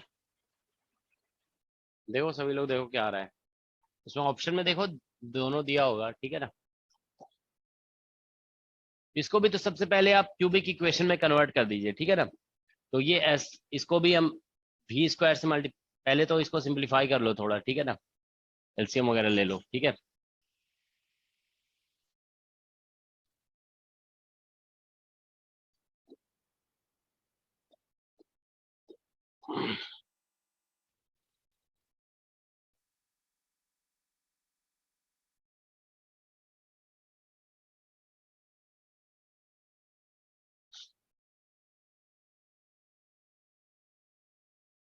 तो इसको भी ऐसे लिख देते हैं, p प्लस a/v² और t सिर्फ यहाँ पे आ जाएगा, ठीक है? और इंटू v माइनस बी है, और is equal to are T, ठीक है?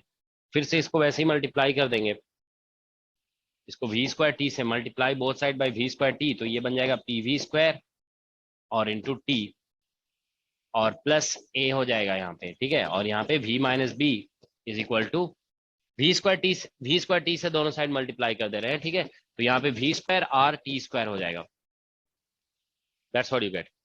अब इसको मल्टीप्लाई करोगे तो pv³ होगा, ठीक है ना? और इंटू t, और प्लस, सॉरी माइनस pv²,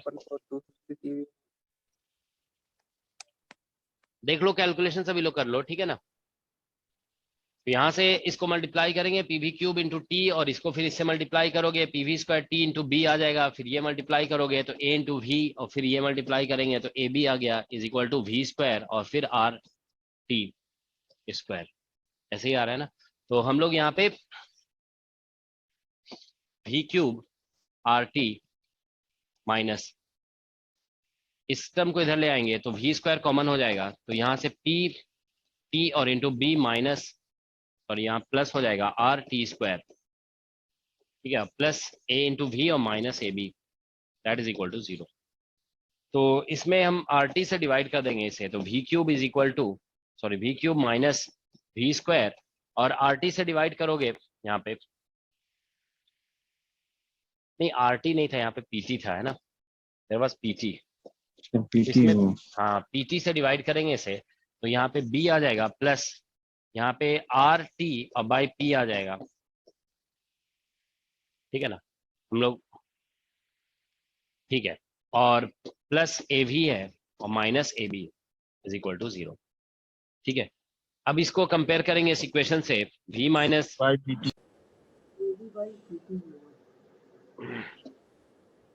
क्या कह रहे हो? AB by PT। अच्छा, हम PT से डिवाइड किए थे, है ना? ठीक है, PT से डिवाइड किया, तो यहाँ पे AV बाई PT होगा, ठीक है? PT, और इधर भी यहाँ पे AV बाई PT हो जाएगा। आंसर आया तुम लोगों का सभी का? ठीक है, तो ये बेसिकली, तो हम लोग इसको कंपेयर करते हैं फिर v माइनस VC का होल क्यूब से, ठीक है ना? दैट इज इक्वल टू 0, ठीक है? तो इसमें फिर से वही आ जाएगा, v³ और माइनस 3v² और इंटू VC, और प्लस 3v इंटू VC² और minus VC³, that is equal to 0। तो इसे हम लोग फर्स्ट इक्वेशन कह देते हैं, और इसे सेकंड इक्वेशन। इसे हम लोग ऑब्वियसली क्रिटिकल पॉइंट पे कैलकुलेशन कर रहे हैं, तो इसमें जैसे प्रीवियस केस में बोला गया था ना, यहाँ पी की जगह पीसी पुट कर दो और टी की जगह TC, PC TC PC TC, ठीक है ना। वॉल्यूम में ये इक्वेशन निकला हुआ है, ठीक है ना। तो P इक्वल टू पीसी और T की जगह TC पुट कर दिया गया, ठीक है। तो अब यहाँ से कंपैरिजन करेंगे, तो लास्ट टर्म से स्टार्ट करते हैं कंपेयर करना, ठीक है ना। इसको कंपेयर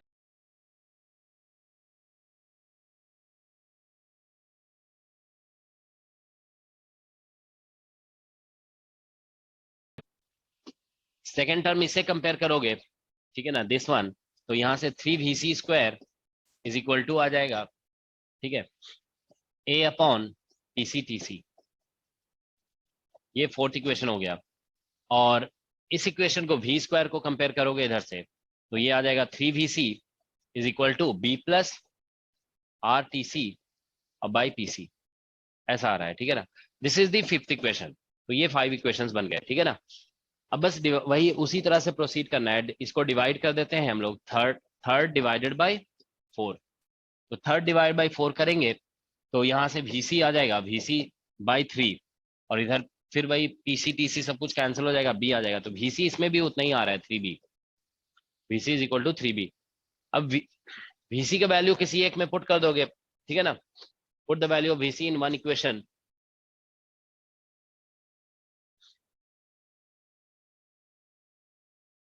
तो अच्छा इसमें वन स्टेप में नहीं निकल रहा होगा, है ना। VC का वैल्यू अगर हम किसी में भी पुट करते हैं ना, तो दो इक्वेशन बन रहे हैं यहाँ पे, ठीक है। फिर उसको इसमें पुट करना पड़ेगा। आंसर मैच कर रहा है तुम लोगों को? ये पुट करके देख लोगे अब, है ना।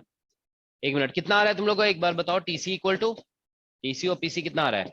आप लोग समझ रहे हो ना। यहाँ पे VC देखिए निकल गया है, VC के वैल्यू हम लोग थर्ड में पुट करेंगे यहाँ पे, तो हमारे पास PC TC निकल जाएगा। चलो हम कैलकुलेट करा ही देते हैं, ठीक है ना। देखो यहाँ पे, तो PC TC put VC into 3, ठीक है ना। VC को थर्ड में पुट करते हैं, थर्ड इक्वेशन में, ठीक है ना, थर्ड। तो थर्ड इक्वेशन में इसे पुट करेंगे, तो यहाँ से देखिए आपका PC इंटू TC आ जाएगा, that is equal to it is A divide by 27 B square होगा, ठीक है। तो अगर हम लोग यहाँ से किसी एक क्वांटिटी का वैल्यू निकाल लेते हैं, ठीक है ना, जैसे PC निकाल लेते हैं, PC इज इक्वल टू, तो A divide by 27 B square और बाई TC है, ठीक है। अब इसको हम पुट करते हैं, पुट इनटू 5, इसे 5 में पुट कर देते हैं यहाँ पे, ठीक है ना। तो यहाँ से देखिए VC का वैल्यू 3B है, तो ये 9B आ जाएगा, इज इक्वल टू यहाँ पे B है प्लस R, और इसे पुट करोगे यहाँ पे PC, तो ये बाई A आ जाएगा, और ऊपर में आ जाएगा 27 B स्क्वायर और इंटू TC स्क्वायर, है ना, क्योंकि पहले से TC है, तो TC स्क्वायर आ जाएगा, ठीक है ना। सो दैट्स व्हाट, तो ये इधर से 8 आ जाएगा, ठीक है। तो फिर TC जब हम लोग निकालेंगे ना, तो ये बेसिकली 8B, और नहीं एक भी तो इधर से कैंसिल हो जाएगा, 8A by 27 R under root. अच्छा इसका रूट आ गया बस, है ना। हाँ B एक रहेगा B, ठीक है। तो ये बेसिकली TC का वैल्यू निकल रहा है। अच्छा प्रीवियस में जो आया था वही निकल रहा है, बस इसका उसका रूट है यहाँ पे, ठीक है ना। तो दैट्स द आंसर, ठीक है। तो ये एक बेसिक मेथड है, ध्यान रखोगे, इससे क्वेश्चन पूछा जाता है एग्जाम में, ठीक है। तो मेथड इसका यही रहेगा स्टैंडर्ड, लेकिन अगर कभी कुछ इक्वेशन जानते हो ऐसे भी होते हैं जिसमें पॉलिनोमियल नहीं होता है, एक्सपोनेंशियल वगैरह होता है, ठीक है ना। तो उसमें फिर हम लोग जो सेकंड मेथड बताया गया ना, उस मेथड को यूज करेंगे, वहां से आंसर आएगा, ओके। अच्छा इस क्वेश्चन को भी आप सेकंड मेथड से सॉल्व कर सकते हो, सेकंड, हाँ वो थोड़ा ज्यादा लेंथी होगा, ठीक है ना। हाँ उसमें जानते हो मतलब यही करना होगा, पहले dp बाई dv 0 करना पड़ता है, और फिर d2p बाई dv स्क्वायर, ठीक है ना, उससे भी आंसर आ जाता है, ठीक है। ऑलराइट, तो देखो रियल गैस से रिलेटेड अब देखो एक दूसरा कॉन्सेप्ट है सर प्रीवियस स्लाइड थोड़ा। इसको देखो कॉपी क्या करना है, तो कैलकुलेशन है, कैलकुलेशन कॉपी नहीं किया जाता है ना, ठीक है। तो TC इसका यही आ रहा है, अब आप TC निकाल लोगे, ठीक है ना। चलो PC भी लिख देते हैं, PC कितना निकलेगा, यहाँ पे TC का वैल्यू पुट करोगे, तो A बाई देखो 27 और B स्क्वायर है, और TC का वैल्यू यहाँ पे पुट करोगे ना, यहाँ पे देखो इसको हम यहाँ पे पुट कर रहे हैं, तो ये बेसिकली आ जाएगा 27 RB और डिवाइडेड बाई 8A, ठीक है। तो इसीलिए PC इसका निकल जाएगा, PC इज इक्वल टू, ठीक है, 27 कैंसिल होगा, ठीक है ना, तो A बच जाएगा, ठीक है ना। एक कैंसिल होने पे A बच रहा है यहाँ पे, ठीक है। और इधर से 27, क्या कह रहे हो, हाँ, एक 27 बच जाएगा इधर, ठीक है ना, और इंटू 8 बच जाएगा, ये वाला 8, और इधर से बी क्यूब आ जाएगा, और ऊपर में एक आर बच जाएगा, है ना, इतना आएगा पीसी। ठीक है, एक बार देखो जरा आंसर इतना दिया हुआ था।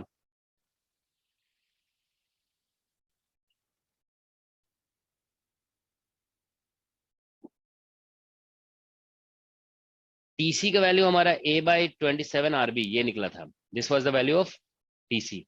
अच्छा, ये टीसी के टर्म में दिया हुआ है, पीसी जो दिया हुआ है ना, that is given in terms of TC, ठीक है ना, वो निकाला हुआ नहीं है, तो हमारा पीसी ये टीसी के टर्म में निकल गया था ना, ये ऑप्शन 4 है ना। हाँ, ये सर पीसी की वैल्यू RTC/B8 भी आ रहा है। हाँ, ऑप्शन 4। क्या ये हमारा गलत निकला है क्या? तो ऑप्शन 4 है ना। एक मिनट, यहाँ पे तो पीसीटीसी सही निकाले, यही आ रहा है। उसमें निकाला है। ये उसमें थोड़ा अलग ढंग से दिया हुआ है ना, एक मिनट देखें। टीसी तो ठीक है, हमारा ये निकल गया। अब हमारा ये जो है, इसको उसमें थोड़ा सा अलग तरीके से दिया हुआ है। पीसी जो दिया हुआ है ना, वो इन टर्म्स ऑफ टीसी दिया हुआ है, तो ठीक है, वो ऐसा दिया हुआ है बेसिकली। ये जो देखो यहाँ पे वो टीसी ऊपर लिखा हुआ है, तो ये 8/27 और ये B² है ना, यहाँ पे ये देखो, और टीसी यहाँ पे लिखा हुआ है, तो हम यहाँ पे ऐसे लिख देते हैं TC² और इंटू ऊपर लिख दो टीसी, ठीक है ना। ये तो अब यहाँ पे देखो PC is equal to A/27 B², और ये टीसी का वैल्यू यहाँ पे पुट कर देते हैं, क्योंकि इसमें ऑप्शन में टीसी ऊपर लिखा हुआ है ना, तो ये हमारा देखिए यहाँ पे TC², ठीक है ना, तो टीसी ये भी निकला हुआ था ना, तो ये बेसिकली 8A/27 RB, ये हमने टीसी का वैल्यू पुट किया, तो 27B ये सब कुछ कैंसिल हो जाएगा और एक टीसी ऊपर बच जाएगा, तो PC is equal to basically ये आ जा रहा है यहाँ से, देखिए यहाँ से A भी कैंसिल हो जाएगा, ठीक है ना, तो ये RB अपॉन, ठीक है ना, एक मिनट, क्या बचेगा यहाँ पे, एक R बच जाएगा, है ना, और इससे एक भी कैंसिल हो जाएगा। RTC/8 भी। हाँ, RTC/8B, हाँ ठीक है, ये इसका आंसर आ जाएगा, ठीक है ना, दैट्स दी। तो ये TFR 2019 का क्वेश्चन है, ठीक है ना। इक्वेशन 1 पे VC पुट करने से भी आ जाएगा मतलब। हाँ, क्या, हाँ वो मैथ्स है थोड़ा सा, बस एक मतलब बेसिक ये है कि आपने इस टॉपिक को पढ़ा है कि नहीं पढ़ा है, ठीक है ना, मतलब ये है बेसिकली, ठीक है, अदरवाइज ऐसा कुछ खास नहीं है इसमें, ठीक है। बस क्रिटिकल आप लोगों ने ये देखा ना, क्रिटिकल वॉल्यूम पे बेसिकली क्या हो रहा है आप समझ रहे हो ना, ये जो कंडेंसेशन का पार्ट है ना, वो श्रिंक करके 0 हो जाता है। मतलब आपसे अगर कभी मान लो ये पूछा जाता है कि what is the critical volume, तो क्रिटिकल वॉल्यूम आप कहोगे कि the volume at which condensation part becomes, या कह सकते हो कंडेंसेशन स्टॉप्स, ठीक है ना। ये बेसिकली आप देख रहे हो ना, हम लोग ग्राफ जो बना रहे हैं उसमें ग्राफ ऐसा है, ठीक है ना, ये देखिए हमारा ग्राफ ऐसा था, ये ऐसे बना था, फिर ये ऐसा है, फिर ये ऐसा है, ठीक है ना, ये कंडेंसेशन को रिप्रेजेंट कर रहा है। तो टेम्परेचर बढ़ाने पे ये छोटा होता जा रहा है, मान लो ऐसा हुआ, ऐसा हुआ, ऐसा हुआ, लास्ट में एक पॉइंट में कन्वर्ट हो गया।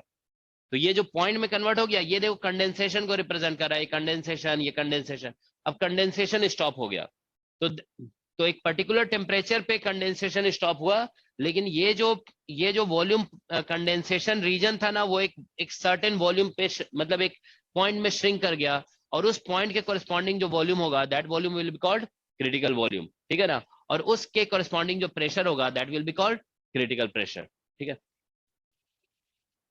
नहीं, सब्लिमेशन क्यों होगा, सब्लिमेशन नहीं होगा, ठीक है ना। यहाँ पे बेसिकली ये बेसिकली कहा जा रहा है कि देखो यहाँ पे ग्राफ ऐसा बन रहा है ना, प्रेशर वर्सेस वॉल्यूम, ठीक है ना, तो मतलब यहाँ पे वो कंडेंस हो ही नहीं रहा है, ठीक है ना, मतलब ये अभी डिस्कशन इसका हो रहा है ना कि ये गैस है, ये हमारा सब्लिमेशन तो सॉलिड में होता है ना, ठीक है ना, सॉलिड से गैस में कन्वर्ट होता है। तो यहाँ पे हम लोग बेसिकली क्या कह रहे हैं कि यहाँ पे गैस जो है ना, वो आप उसको कंडेंस नहीं कर पा रहे हो, मतलब ऐसा है ग्राफ, देखो ये मतलब ऐसा कुछ बन जा रहा है, ठीक है ना। नहीं, वो गैस, ये पूरा गैस ही रहेगा फिर, ठीक है ना, देयर इज नो गैस, मतलब उसको आप कंडेंस कर ही नहीं पा रहे हो, ठीक है ना। मतलब क्रिटिकल टेम्परेचर का डेफिनेशन क्या दिया गया, आप देख रहे हो ना, टीसी कैसे डिफाइन कर रहे हैं, टीसी का मतलब है temperature above which gas can not B condensed by applying pressure. आप चाहे जितना भी प्रेशर अप्लाई कर दो, कभी भी कंडेंस नहीं होगा, ठीक है ना। तो मतलब देखो इसका मतलब जानते हो क्या है कि देखिए यहाँ पे जो है ना बेसिकली ऐसे कहिए कि देखो ये जो टेम्परेचर मान लो टीसी है, ठीक है ना, उसके बाद एक बार माइक ऑफ करो तुम लोग। तो देखो इस टेम्परेचर के नीचे जैसे इधर जो ये मतलब इस रीजन में देखो यहाँ तो कंडेंसेशन है, तो इस रीजन में जो मतलब गैस है ना उसको वेपर बोल सकते हो आप, दिस इज कॉल्ड वेपर, ठीक है ना। और इस टेम्परेचर के अबव वाले को गैस बोला जाता है। मतलब अगर आपसे पूछा जाता है ना what is difference between vapour and gas, तो मतलब आप कह सकते हो vapour is a gas which can be condensed by applying pressure, ठीक है ना। और गैस हम उसको बोलते हैं बेसिकली जिसको आप प्रेशर अप्लाई करके सिर्फ कंडेंस नहीं कर सकते हो, समझ गए ना। तो जैसे ये जो लाइन है हमारा वो क्रिटिकल टेम्परेचर वाला लाइन है, इसके ठीक है ना, तो इसके बिलो आप देखो इसके बिलो टेम्परेचर पे आप प्रेशर अप्लाई करके देखो, प्रेशर बढ़ा रहे हो तो ये कंडेंसेशन हो रहा है, ठीक है ना। तो वेपर और गैस के डिफिनेशन में यही डिफरेंस होता है, ठीक है ना। वेपर समझ लीजिए कंडेंस किया जा सकता है और गैस को आप कंडेंस नहीं कर सकते हो, ठीक है। तो गैस जो है ना समझ लो एक तरह से वेपर ही है, मगर उसका गैस का जो टेम्परेचर है वो क्या है, क्रिटिकल टेम्परेचर से ज्यादा है। So gas is also a vapour, समझ रहे हो ना, it's temperature is higher than the critical temperature, ठीक है। थोड़ा थोड़ा आइडियल गैस के क्लोजर बनने लगा, ठीक है ना। तो ये आइडियल गैस जैसा बन रहा है, आगे जा करके और मतलब आइडियल गैस के क्लोज हो जाएगा। तो आइडियल गैस हम लोग बोलते हैं ना हाई टेम्परेचर पे होता है और लो प्रेशर पे होता है, ठीक है ना। तो आइडियल गैस जैसा ही बनेगा ये फिर, ठीक है ना। ऑलराइट, ठीक है। तो अब देखो नेक्स्ट जो है ना रियल गैस से रिलेटेड हम लोग एक डिस्कशन करने जा रहे हैं। There is something called mean free path, mean free path, ठीक है। मीन फ्री पाथ बेसिकली क्या होता है कि this is average distance moved by a molecule, by molecules of gas, ऐसे कहते हैं। इससे हम तो फॉर्मूला बेस्ड क्वेश्चन आता है एग्जाम में, ठीक है ना। Mean free path is basically average distance moved bye molecules of gas, ठीक है, ड्यूरिंग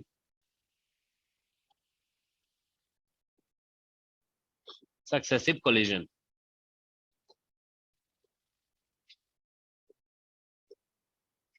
ठीक है। तो सक्सेसिव कोलिजन, ठीक है, मतलब दो कोलिजन के बीच में जो एवरेज डिस्टेंस ये कवर करेगा उसी को हम लोग क्या बोलते हैं, that is called mean free path, ठीक है ना। तो देखिए मीन फ्री पाथ का हम लोग एक बेसिक क्लासिकल कैलकुलेशन कर रहे हैं, ठीक है। सपोज कर लो कि हम लोग एक कंटेनर है जिसमें, ठीक है ना, जिसमें गैस फिल्ड है, ठीक है ना, there is some real gas here, ठीक है, देयर इज रियल गैस। इसकी डेंसिटी हम लोग मान लेते हैं कि एनवी है, N V is number density.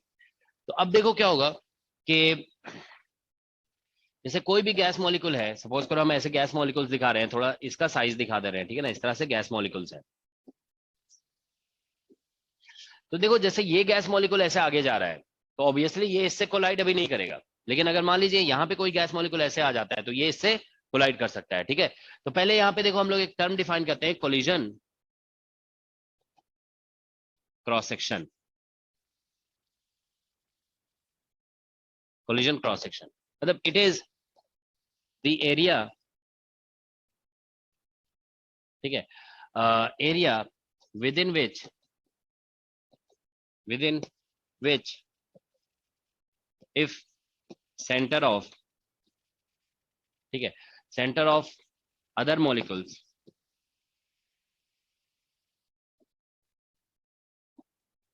lie, then a given molecule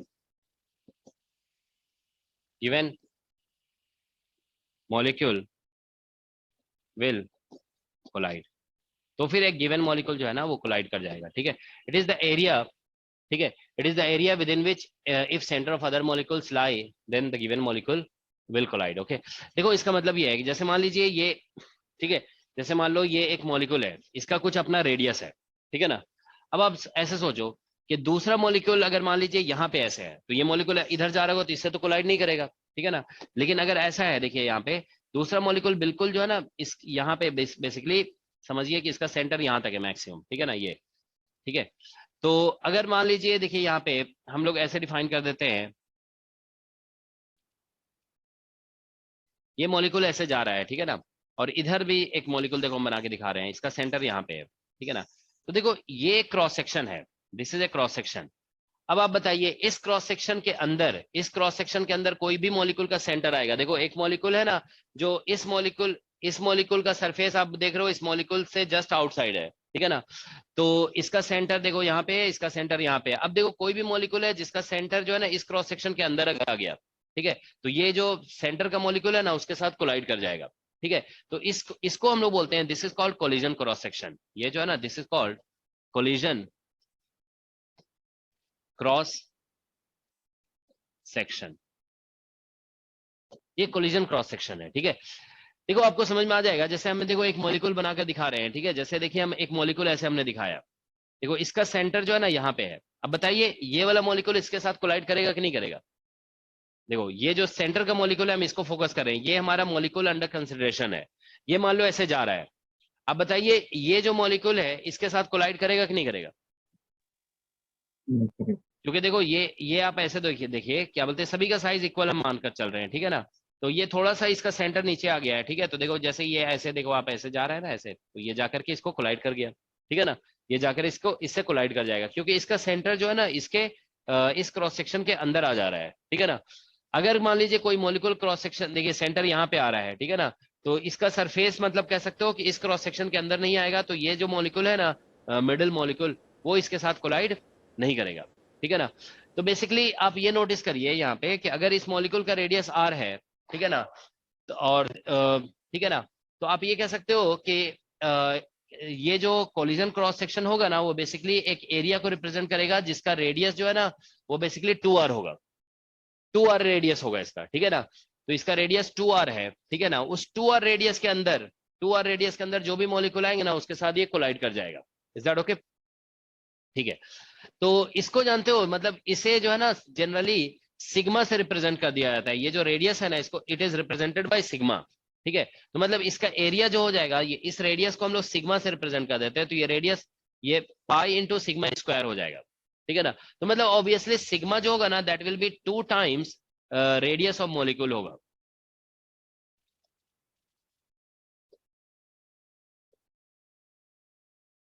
to times radius of molecule, okay. तो ये कोलिजन क्रॉस सेक्शन है यहाँ पे। ये जो टर्म यहाँ पे पाई सिग्मा स्क्वायर है ना इसी को बोला जाएगा कोलिजन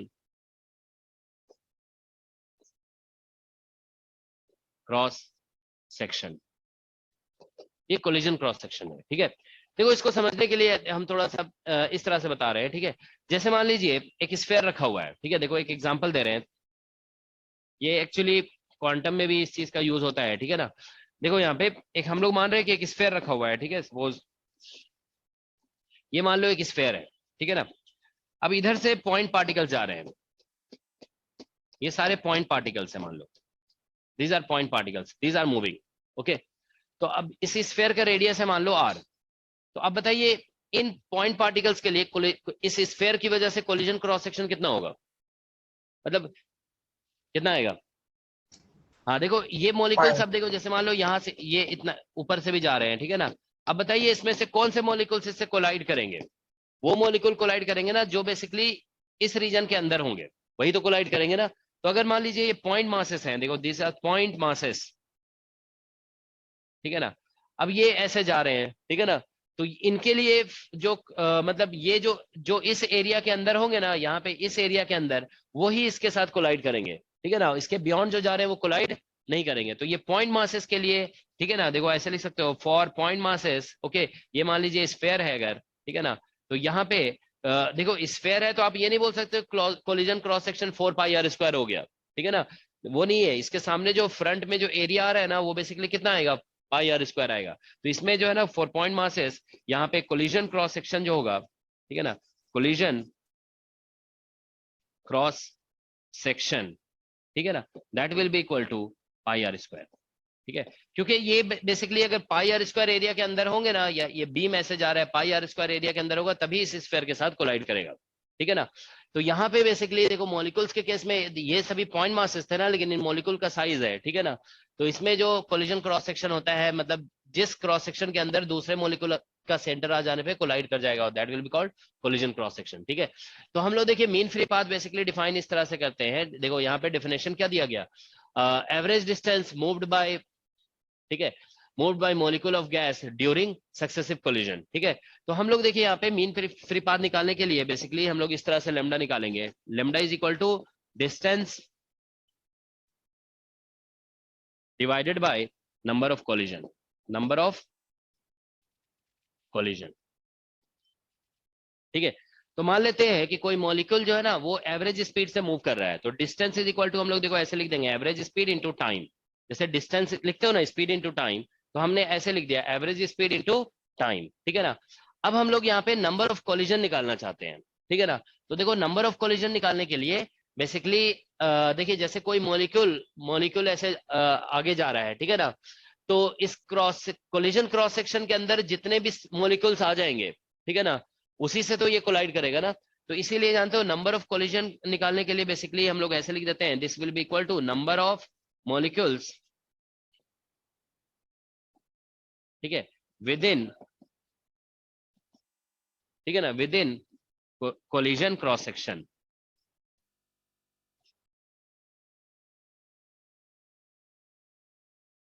तो इसको हम लोग number of molecules with in collision, क्योंकि जितने भी मॉलिक्यूल आ जाएंगे कोलिजन क्रॉस सेक्शन के अंदर उससे तो ये कोलाइड करेगा ही।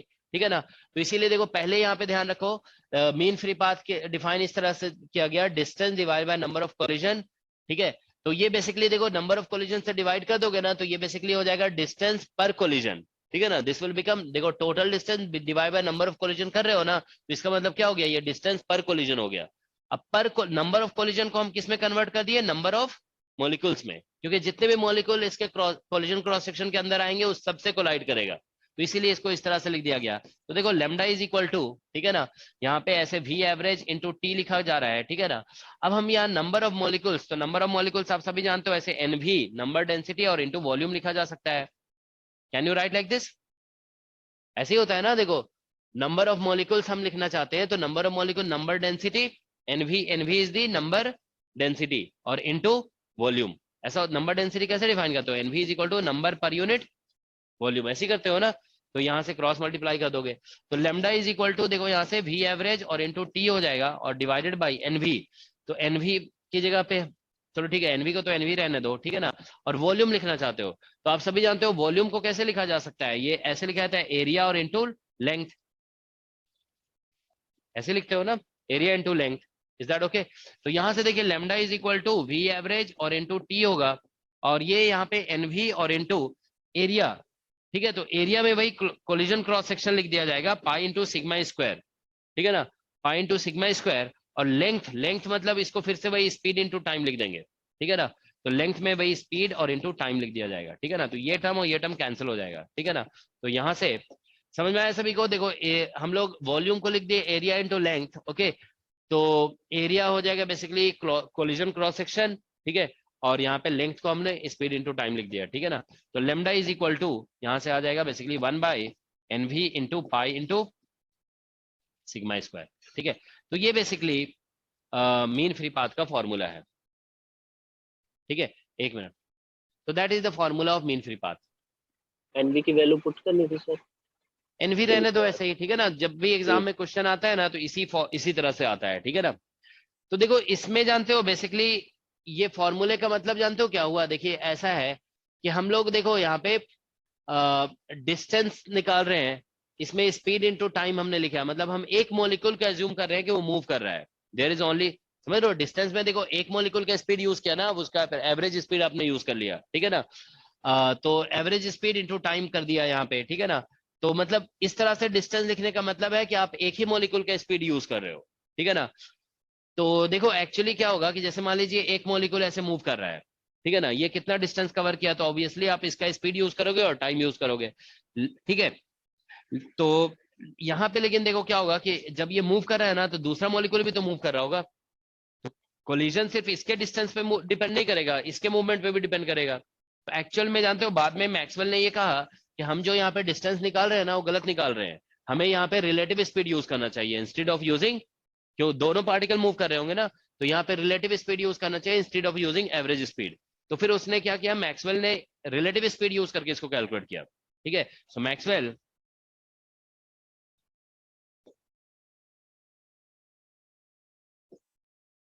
calculated it using relative speed। ठीक है, ठीक है, and got lambda is equal to, ठीक है, 1/√2 इंटू एनवी और इंटू पाई, ठीक है, सिग्मा स्क्वायर। तो ये अभी एट प्रेजेंट सबसे करेक्ट फॉर्मूला माना जाता है। ठीक है ना, this is the mean free path formula. ठीक है ना, तो ये basically mean free path formula है। ठीक है, ठीक है, तो इसमें ये ध्यान रखोगे कि इसमें जो कैलकुलेशन किया गया ना, ये मान के किया गया कि एक ही मॉलिक्यूल मूव कर रहा है। ठीक है ना, अदर मॉलिक्यूल का मूवमेंट को नेग्लेक्ट किया गया है। ठीक है, तो ये बहुत ही सिंप्लीफाइड कैलकुलेशन है। ठीक है ना, लेकिन इसको डिटेल में कैलकुलेट जब किया जाता है तो ये आंसर आता है। ठीक है, ये दोनों स्पीड तो कैंसिल होती है, रिलेटिव स्पीड भी कैंसिल तो होगी। नहीं उसमें भी कैंसिल हो जाएगी। ठीक है ना,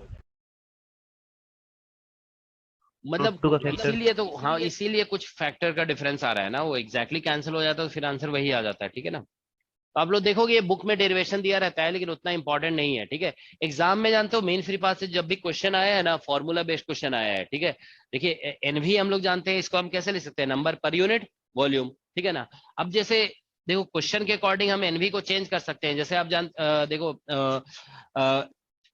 कैलकुलेशन करने के लिए जानते हो, देखो ये यहाँ पे जो है ना मॉलिक्यूल का साइज कंसीडर किया जा रहा है, we are considering molecule has some size, तो मतलब ये रियल गैस का डिस्कशन है।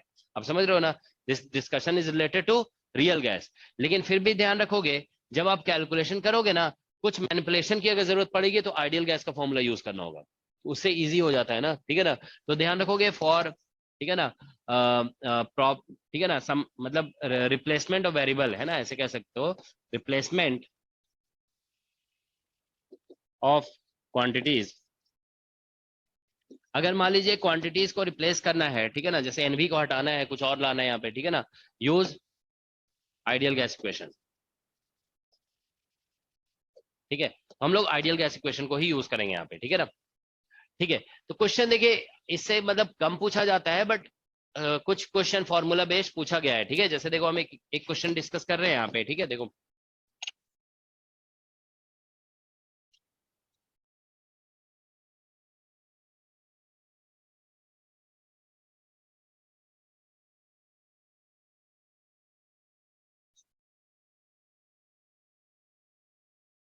एक मिनट अभी दिखा रहे हैं, देखो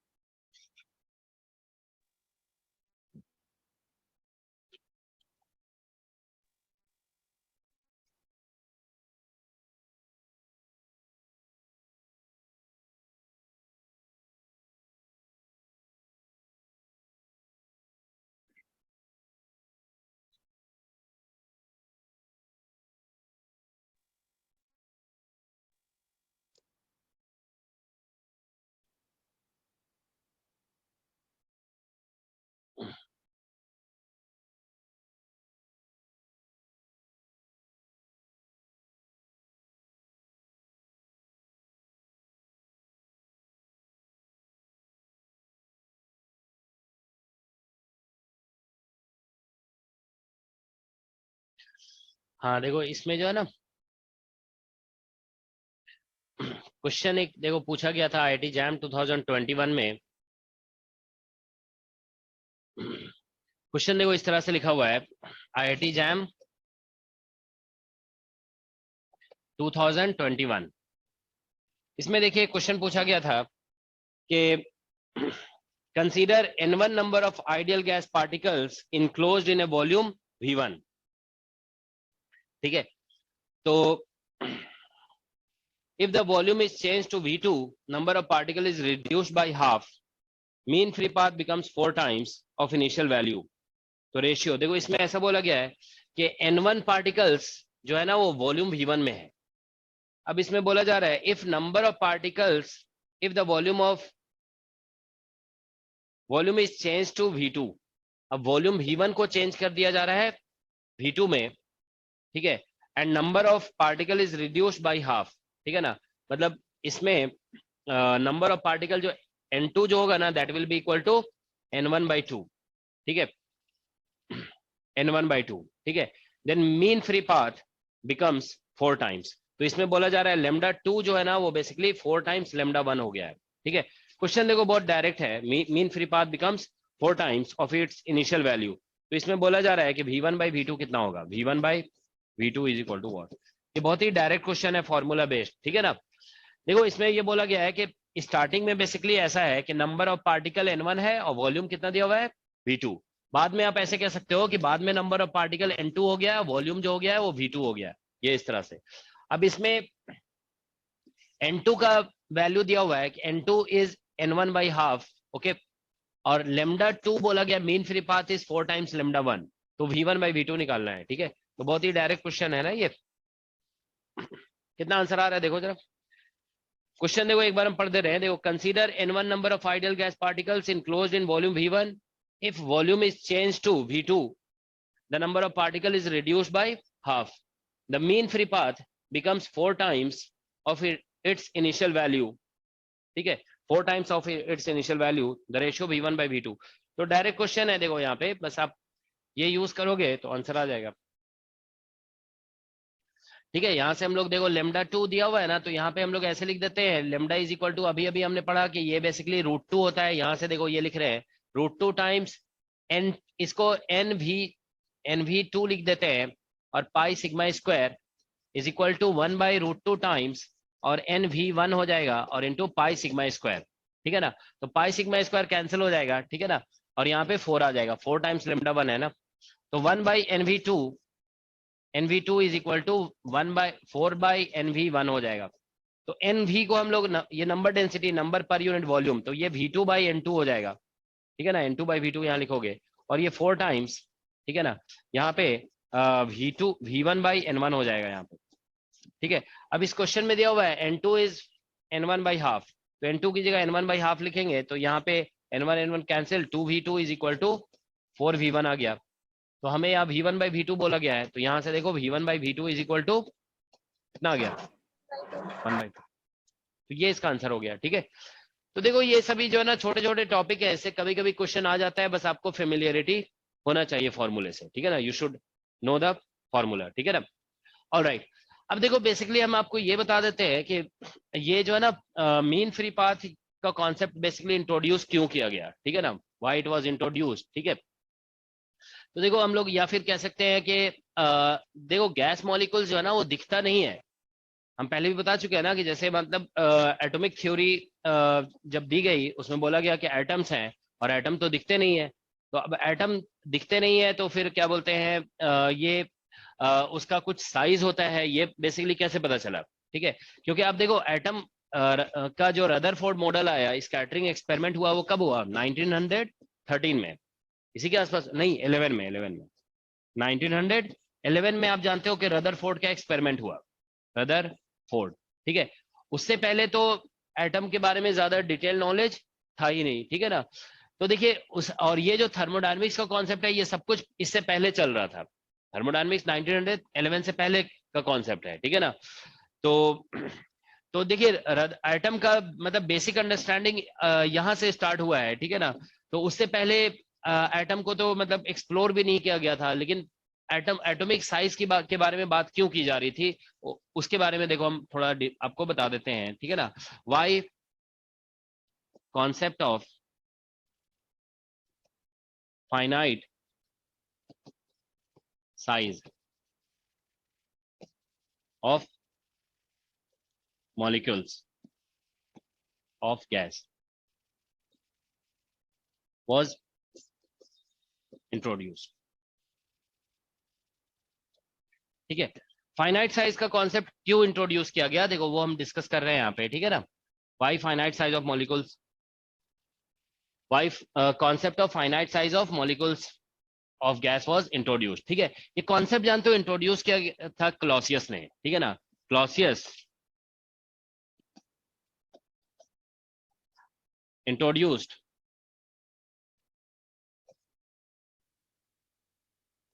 कॉन्सेप्ट ऑफ फाइनाइट साइज, ठीक है ना, ठीक है। फाइनाइट साइज का कॉन्सेप्ट जो है ना सबसे पहले क्लॉसियस ने इंट्रोड्यूस किया, ठीक है। अब देखो फाइनाइट साइज का कॉन्सेप्ट इसलिए इंट्रोड्यूस किया गया, देखो अगर कोई मॉलिक्यूल है बहुत छोटा है, टाइनी है, मतलब इसका साइज बिल्कुल नेग्लिजिबल है, ठीक है ना, तो इसका दूसरे मॉलिक्यूल के साथ कोलिजन का चांस बहुत कम होगा। समझ रहे हो ना, अगर मॉलिक्यूल का साइज बिल्कुल नेग्लिजिबल है तो there is very little chance of collision with the other molecule, ठीक है ना। तो अब क्वेश्चन अराइज होता है कोलिजन की बात हम लोग क्यों कर रहे हैं यहाँ पे, ठीक है। तो देखो इसके लिए हम लोग जो है ना एक कैलकुलेशन करते हैं, ठीक है। जैसे मान लो हम VRMS या कोई भी V निकालते हैं, ठीक है ना, सपोज करो VRMS निकाल रहे हैं, ठीक है ना। तो दिस इज इक्वल टू कितना होता है 3 kT/m, ऐसा होता है। तो इसको अगर मोलर मास में कन्वर्ट करोगे ना तो ये बन जाएगा 3 RT/ मोलर मास, ऐसे ही होगा ना, क्योंकि आप एवोगाड्रो नंबर से ऊपर नीचे मल्टीप्लाई करोगे तो K into Avogadro number R बन जाएगा, और एक मॉलिक्यूल के मास को एवोगाड्रो नंबर से मल्टीप्लाई करोगे तो मोलर मास बन जाएगा, ठीक है ना। तो ये आ गया। तो देखो यहाँ पे 3 इंटू R का वैल्यू आप जानते हो कितना होता है 8.31, और मान लो रूम टेम्परेचर पे कैलकुलेशन कर रहे हैं तो 300 केल्विन, ऐसा हो गया, ठीक है ना। रूम टेम्परेचर लगभग 300 के आसपास होता है, ठीक है ना।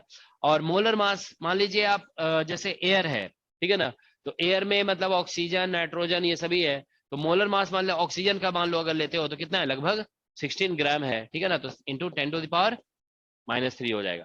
ये मतलब हम ये ले लिए ऑक्सीजन के लिए, ठीक है ना, ये ऑक्सीजन के लिए ले लिया, ठीक है ना। मतलब लगभग मान लीजिए 10 भी ले सकते हैं, अभी रफ एस्टिमेशन कर रहे हैं हम लोग, ठीक है ना। तो देखो यहाँ से कितना आ रहा है 16, लगभग 2 बार में ये कैंसिल हो जाएगा, ठीक है ना। तो 2 बार में, और ये मतलब यहाँ से 9 हो गया, ठीक है ना, 4.5 हो गया, ठीक है ना। तो मतलब कितना आ रहा है, और 10⁻5 आ जा रहा है ना, 2 यहाँ से भी तो आएगा, तो 10⁻5 तो कितना आ रहा है √9, हाँ कितना आ रहा है 8 दूना 16, 2 हो जाएगा ना इधर से, और इधर 9 और बाई 2 और इंटू 10⁻5 इतना आ रहा है ना, ठीक है।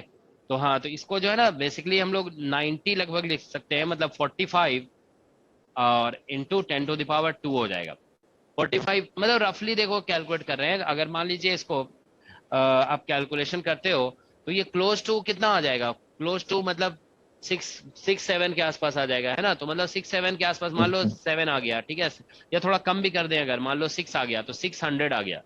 तो ये सब कुछ SI में कैलकुलेट किया है, इतना मीटर पर सेकेंड। तो देखो मतलब हम ये कह सकते हैं कि एट रूम टेम्परेचर, ठीक है, स्पीड ऑफ गैस मॉलिक्यूल, ठीक है ना, speed of gas molecules is, ठीक है ना, क्लोज टू 600 मीटर पर सेकेंड, 600 मीटर पर सेकेंड के क्लोज है। अच्छा, छोटे मास हाइड्रोजन ले लोगे तब तो और ज्यादा आ जाएगा, ठीक है ना, हाइड्रोजन का तो और भी ज्यादा निकलेगा, ठीक है ना।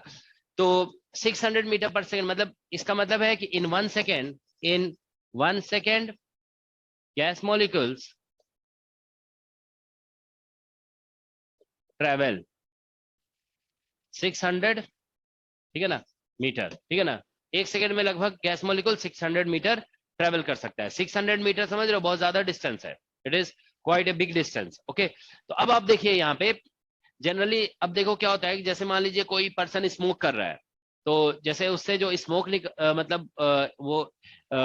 निकालता है, तो स्मोक आप देखते हो ना कि जब स्प्रेड होता है तो ऐसा लगता है कि मतलब जैसे किसी भी पर्सन ने स्मोक निकाला, ठीक है ना, तो क्या बोलते हैं, ऐसा लगता है कि एक मतलब क्या बोलते हैं 1 सेकेंड में 600 मीटर चला गया वो, ऐसा तो नहीं होता है ना। आप देखते हो कि वो स्मोक क्या होता है, स्प्रेड हो रहा होता है, लेकिन बहुत स्लो स्प्रेड हो रहा होता है, ठीक है ना, बहुत स्लो स्प्रेड हो रहा है, ठीक है ना। तो यहाँ पे देखो हम लोग जानते, ये ऐसा लग रहा है यहाँ से देख रही, in 1 second gas molecules travel 600 metre, okay, but यहाँ से वी सी दैट, ठीक है, स्मोक, ठीक है, स्प्रेड्स वेरी स्लो, ठीक है। तो यहाँ पे जैसे यहाँ से देखिए जैसे स्मोक जो है वो बहुत स्लो स्प्रेड होता है, तो इसको एक्सप्लेन करने के लिए कि ये स्लो क्यों हो रहा है स्प्रेड, तो इसमें बोला गया कि जैसे एक मॉलिक्यूल फ्रीली जाएगा तब तो बहुत फास्ट जाएगा, लेकिन उसके आसपास में बहुत सारे और मॉलिक्यूल है, तो एक मॉलिक्यूल जब जा रहा है दूसरे से कोलाइड कर गया, तो फिर क्या हो रहा है, वो स्प्रेड नहीं हो पा रहा है, ठीक है ना। तो ये मतलब ये कहा जाता है कि but we see that smoke spreads very slow, so this slow motion is due to collision. ठीक है, तो ये स्लो मोशन कोलिजन की वजह से है, और कोलिजन, ठीक है ना, is due to collision among molecules. ठीक है, और ये ध्यान रखोगे, collision is possible only if size is finite. Okay, so collision is possible only if size is finite. ठीक है, मतलब molecule size is finite only if molecule size is finite. ठीक है, देखो कुछ टॉपिक्स जानते हो ऐसे होते हैं ना कि जो मतलब बस आपको फेमिलियर होना होता है उस टॉपिक से. ठीक है ना, बहुत ज्यादा डिटेल में उसको पढ़ने की जरूरत नहीं होती. जैसे अभी हम लोग ये डिस्कस किए ना यहाँ पे मीन फ्री पाथ, बस एक फॉर्मूला आपको पता होना चाहिए. जब भी एग्जाम में क्वेश्चन आया ना, जानते हो फॉर्मूला बेस्ड ही क्वेश्चन पूछा गया है. ठीक है, तो बस ये फॉर्मूले का स्ट्रक्चर ध्यान में रखोगे आप. ये √2 वगैरह याद नहीं भी रहता है ना, तो भी बस ये ध्यान रखो, यहाँ पे NV आता है और ये क्या है, सिग्मा स्क्वायर. बस इसी से सारे क्वेश्चन बन जाएंगे. ठीक है ना, ठीक है, ऑलराइट. तो ये देखिए क्या बोलते हैं, कुछ बेसिक डिस्कशन हो गया related to real gas. Okay, अब हम लोग देखिए यहाँ पे नेक्स्ट एक रियल गैस से रिलेटेड एक डिस्कशन है, दैट इज, टाइम बच रहा है, चलो एक डिस्कशन क्विकली कर लेते हैं. There is something called Joule Thomson effect. ये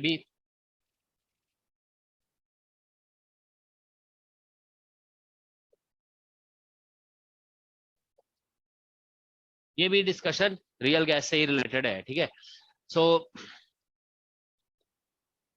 जूल थॉमसन इफेक्ट जो है ना, बेसिकली दिस इज कूलिंग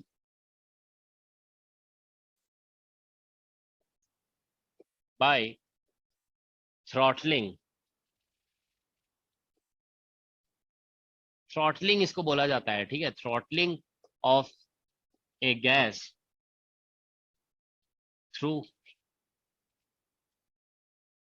ठीक है, पोरस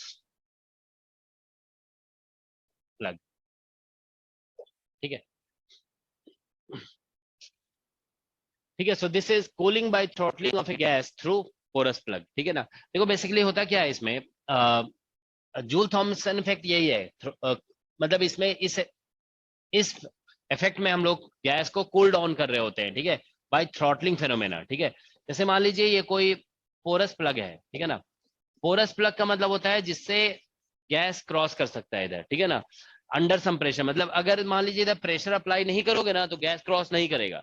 प्रेशर जब अप्लाई करोगे तभी गैस क्रॉस करेगा. ठीक है ना, तो पोरस प्लग है ये. ठीक है, तो यहाँ पे मान लीजिए हमने कोई गैस फिल कर दिया. ठीक है, दिस इज सम गैस.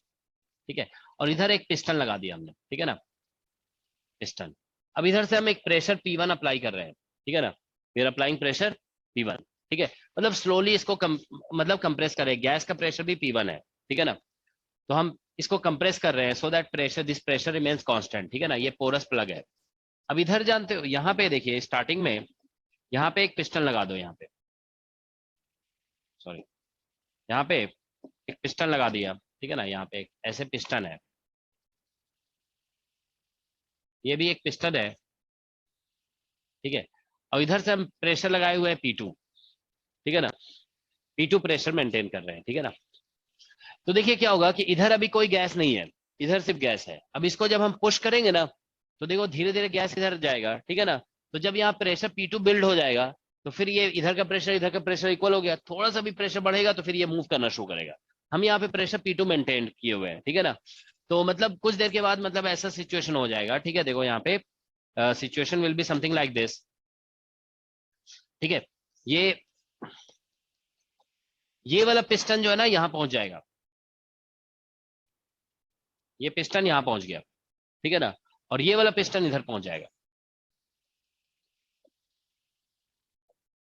मतलब ऐसा होगा. तो ये पिस्टन जो इधर मूव करा रहे थे ना वो बिल्कुल पोरस प्लग के पास पहुंच गया, तो इधर का वॉल्यूम 0 हो गया और इधर वॉल्यूम जो है ना समथिंग मान लो V2 हो गया. यहाँ पे वॉल्यूम था V1.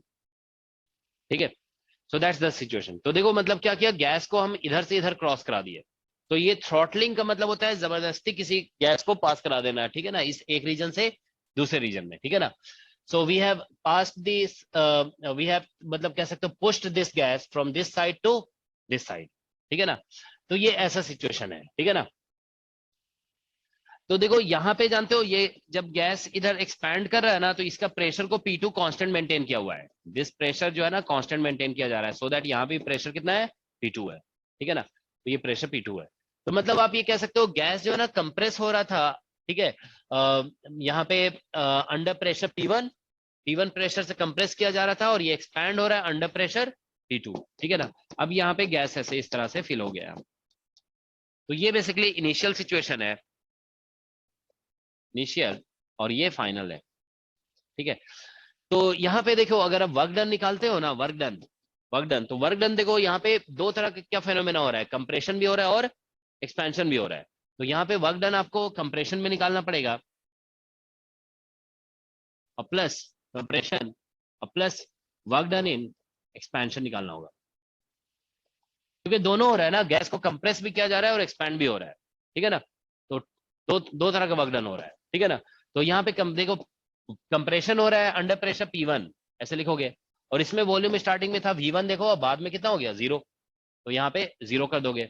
अब प्लस एक्सपेंशन हो रहा है अंडर प्रेशर P2, ठीक है, और यहाँ पे स्टार्टिंग में वॉल्यूम 0 था, बाद में कितना हो गया V2, ठीक है ना। तो यहाँ से देखो वर्क डन जो निकलेगा ना, यहाँ से P कांस्टेंट है, बाहर आ जाएगा, 0 माइनस V1 से माइनस P1 V1 हो जाएगा, प्लस P2 V2, ठीक है। तो ये वर्क डन हो जाएगा, ठीक है ना। तो इस इफेक्ट में वर्क डन इतना आ रहा है, ठीक है ना। तो हम लोग यहाँ पे बेसिकली इसको डेल्टा W ऐसे लिख दो, डेल्टा W। अच्छा, ये जो प्रोसेस चल रहा है ना, मान के चल रहे हैं कि सारे वॉल एडियाबेटिक है, ठीक है ना, ये मतलब एडियाबेटिक प्रोसेस है, ठीक है ना, ये एडियाबेटिक प्रोसेस है, ठीक है ना। तो हम लोग यहाँ पे ऐसे लिखेंगे, इसको डेल्टा W लिख दो, ठीक है ना। तो ये डेल्टा W फॉर कंप्रेशन और डेल्टा W फॉर, तो हम लोग ऐसे लिखते हैं ना, delta Q is equal to delta U और प्लस डेल्टा W, ठीक है ना। तो यहाँ से डेल्टा Q 0 है, क्योंकि ये कोई बाहर से हीट नहीं दिया जा रहा है, बस इसको वर्क किया जा रहा है इसके ऊपर, ठीक है ना, देयर इज नो हीट, ठीक है। तो डेल्टा U को आप ऐसे लिख दोगे U2 माइनस U1, ठीक है ना, और प्लस वर्क डन जो आया ना यहाँ पे, वो बेसिकली P2 V2 और माइनस कितना आ गया P1 V1, ठीक है ना। तो यहाँ से देखिए, ठीक है, तो बेसिकली कितना आ जाएगा, यहाँ से देखो हम लोग इसको ऐसा लिख सकते हैं ना, U1 और ये वाले टर्म को इस साइड ले आओ, तो ये आ जाएगा U1 plus P1 V1 is equal to U2 plus P2 V2, ठीक है। तो ये बेसिक सिचुएशन है, ठीक है ना। सो that's what the situation is that okay. तो यहाँ से देखिए U प्लस PV को क्या बोलते हो, एंथैल्पी बोलते हैं ना। तो यहाँ से बेसिकली हो जाएगा H1 इक्वल टू H2, ठीक है ना। तो ये बेसिकली बोलिए, या इसको हम एंथैल्पी बोल देंगे, तो H1 इक्वल टू H2 बोला जाएगा, ठीक है। तो मतलब आप ये कह सकते हो कि इस थ्रॉटलिंग प्रोसेस में, जिसमें गैस को इस साइड से इस साइड पुश किया जा रहा है, ठीक है ना, हम लोग ये कह सकते हैं कि enthalpy remains constant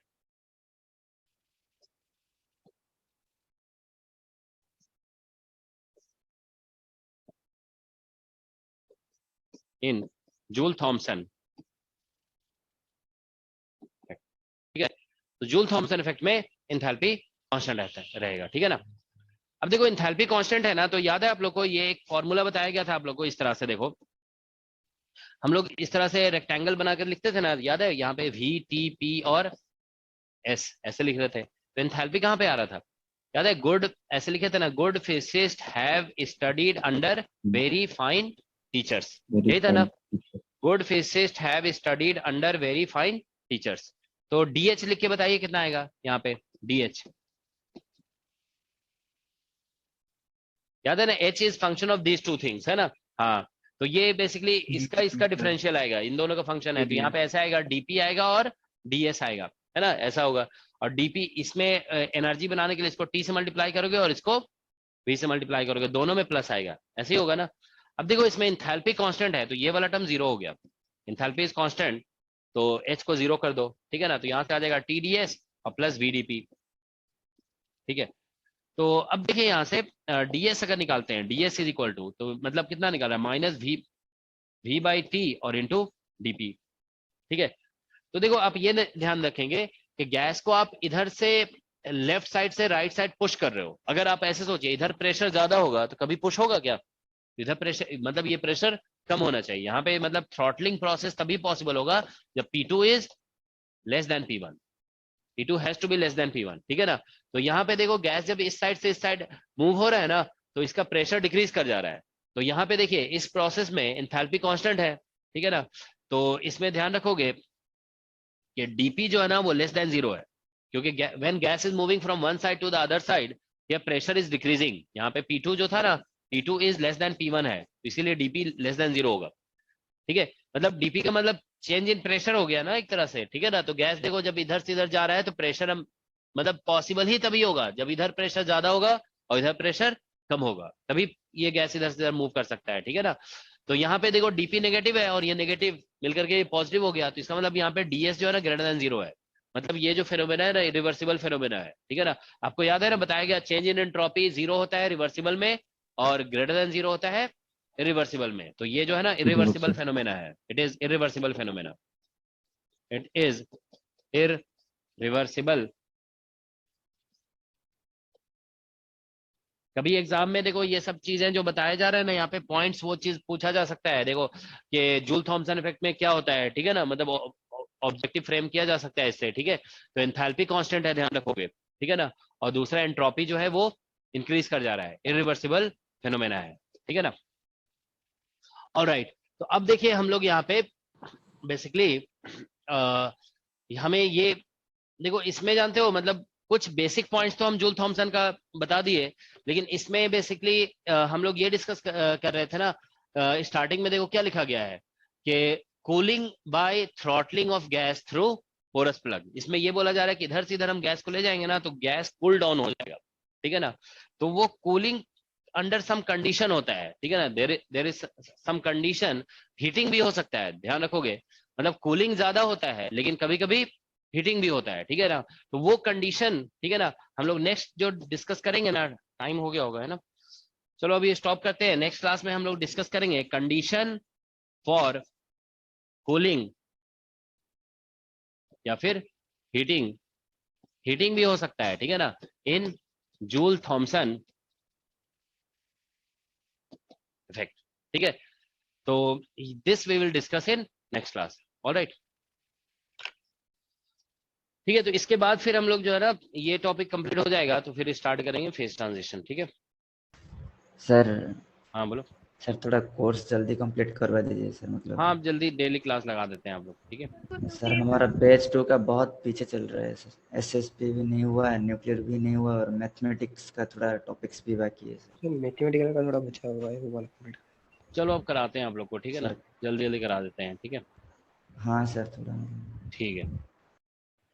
okay sir.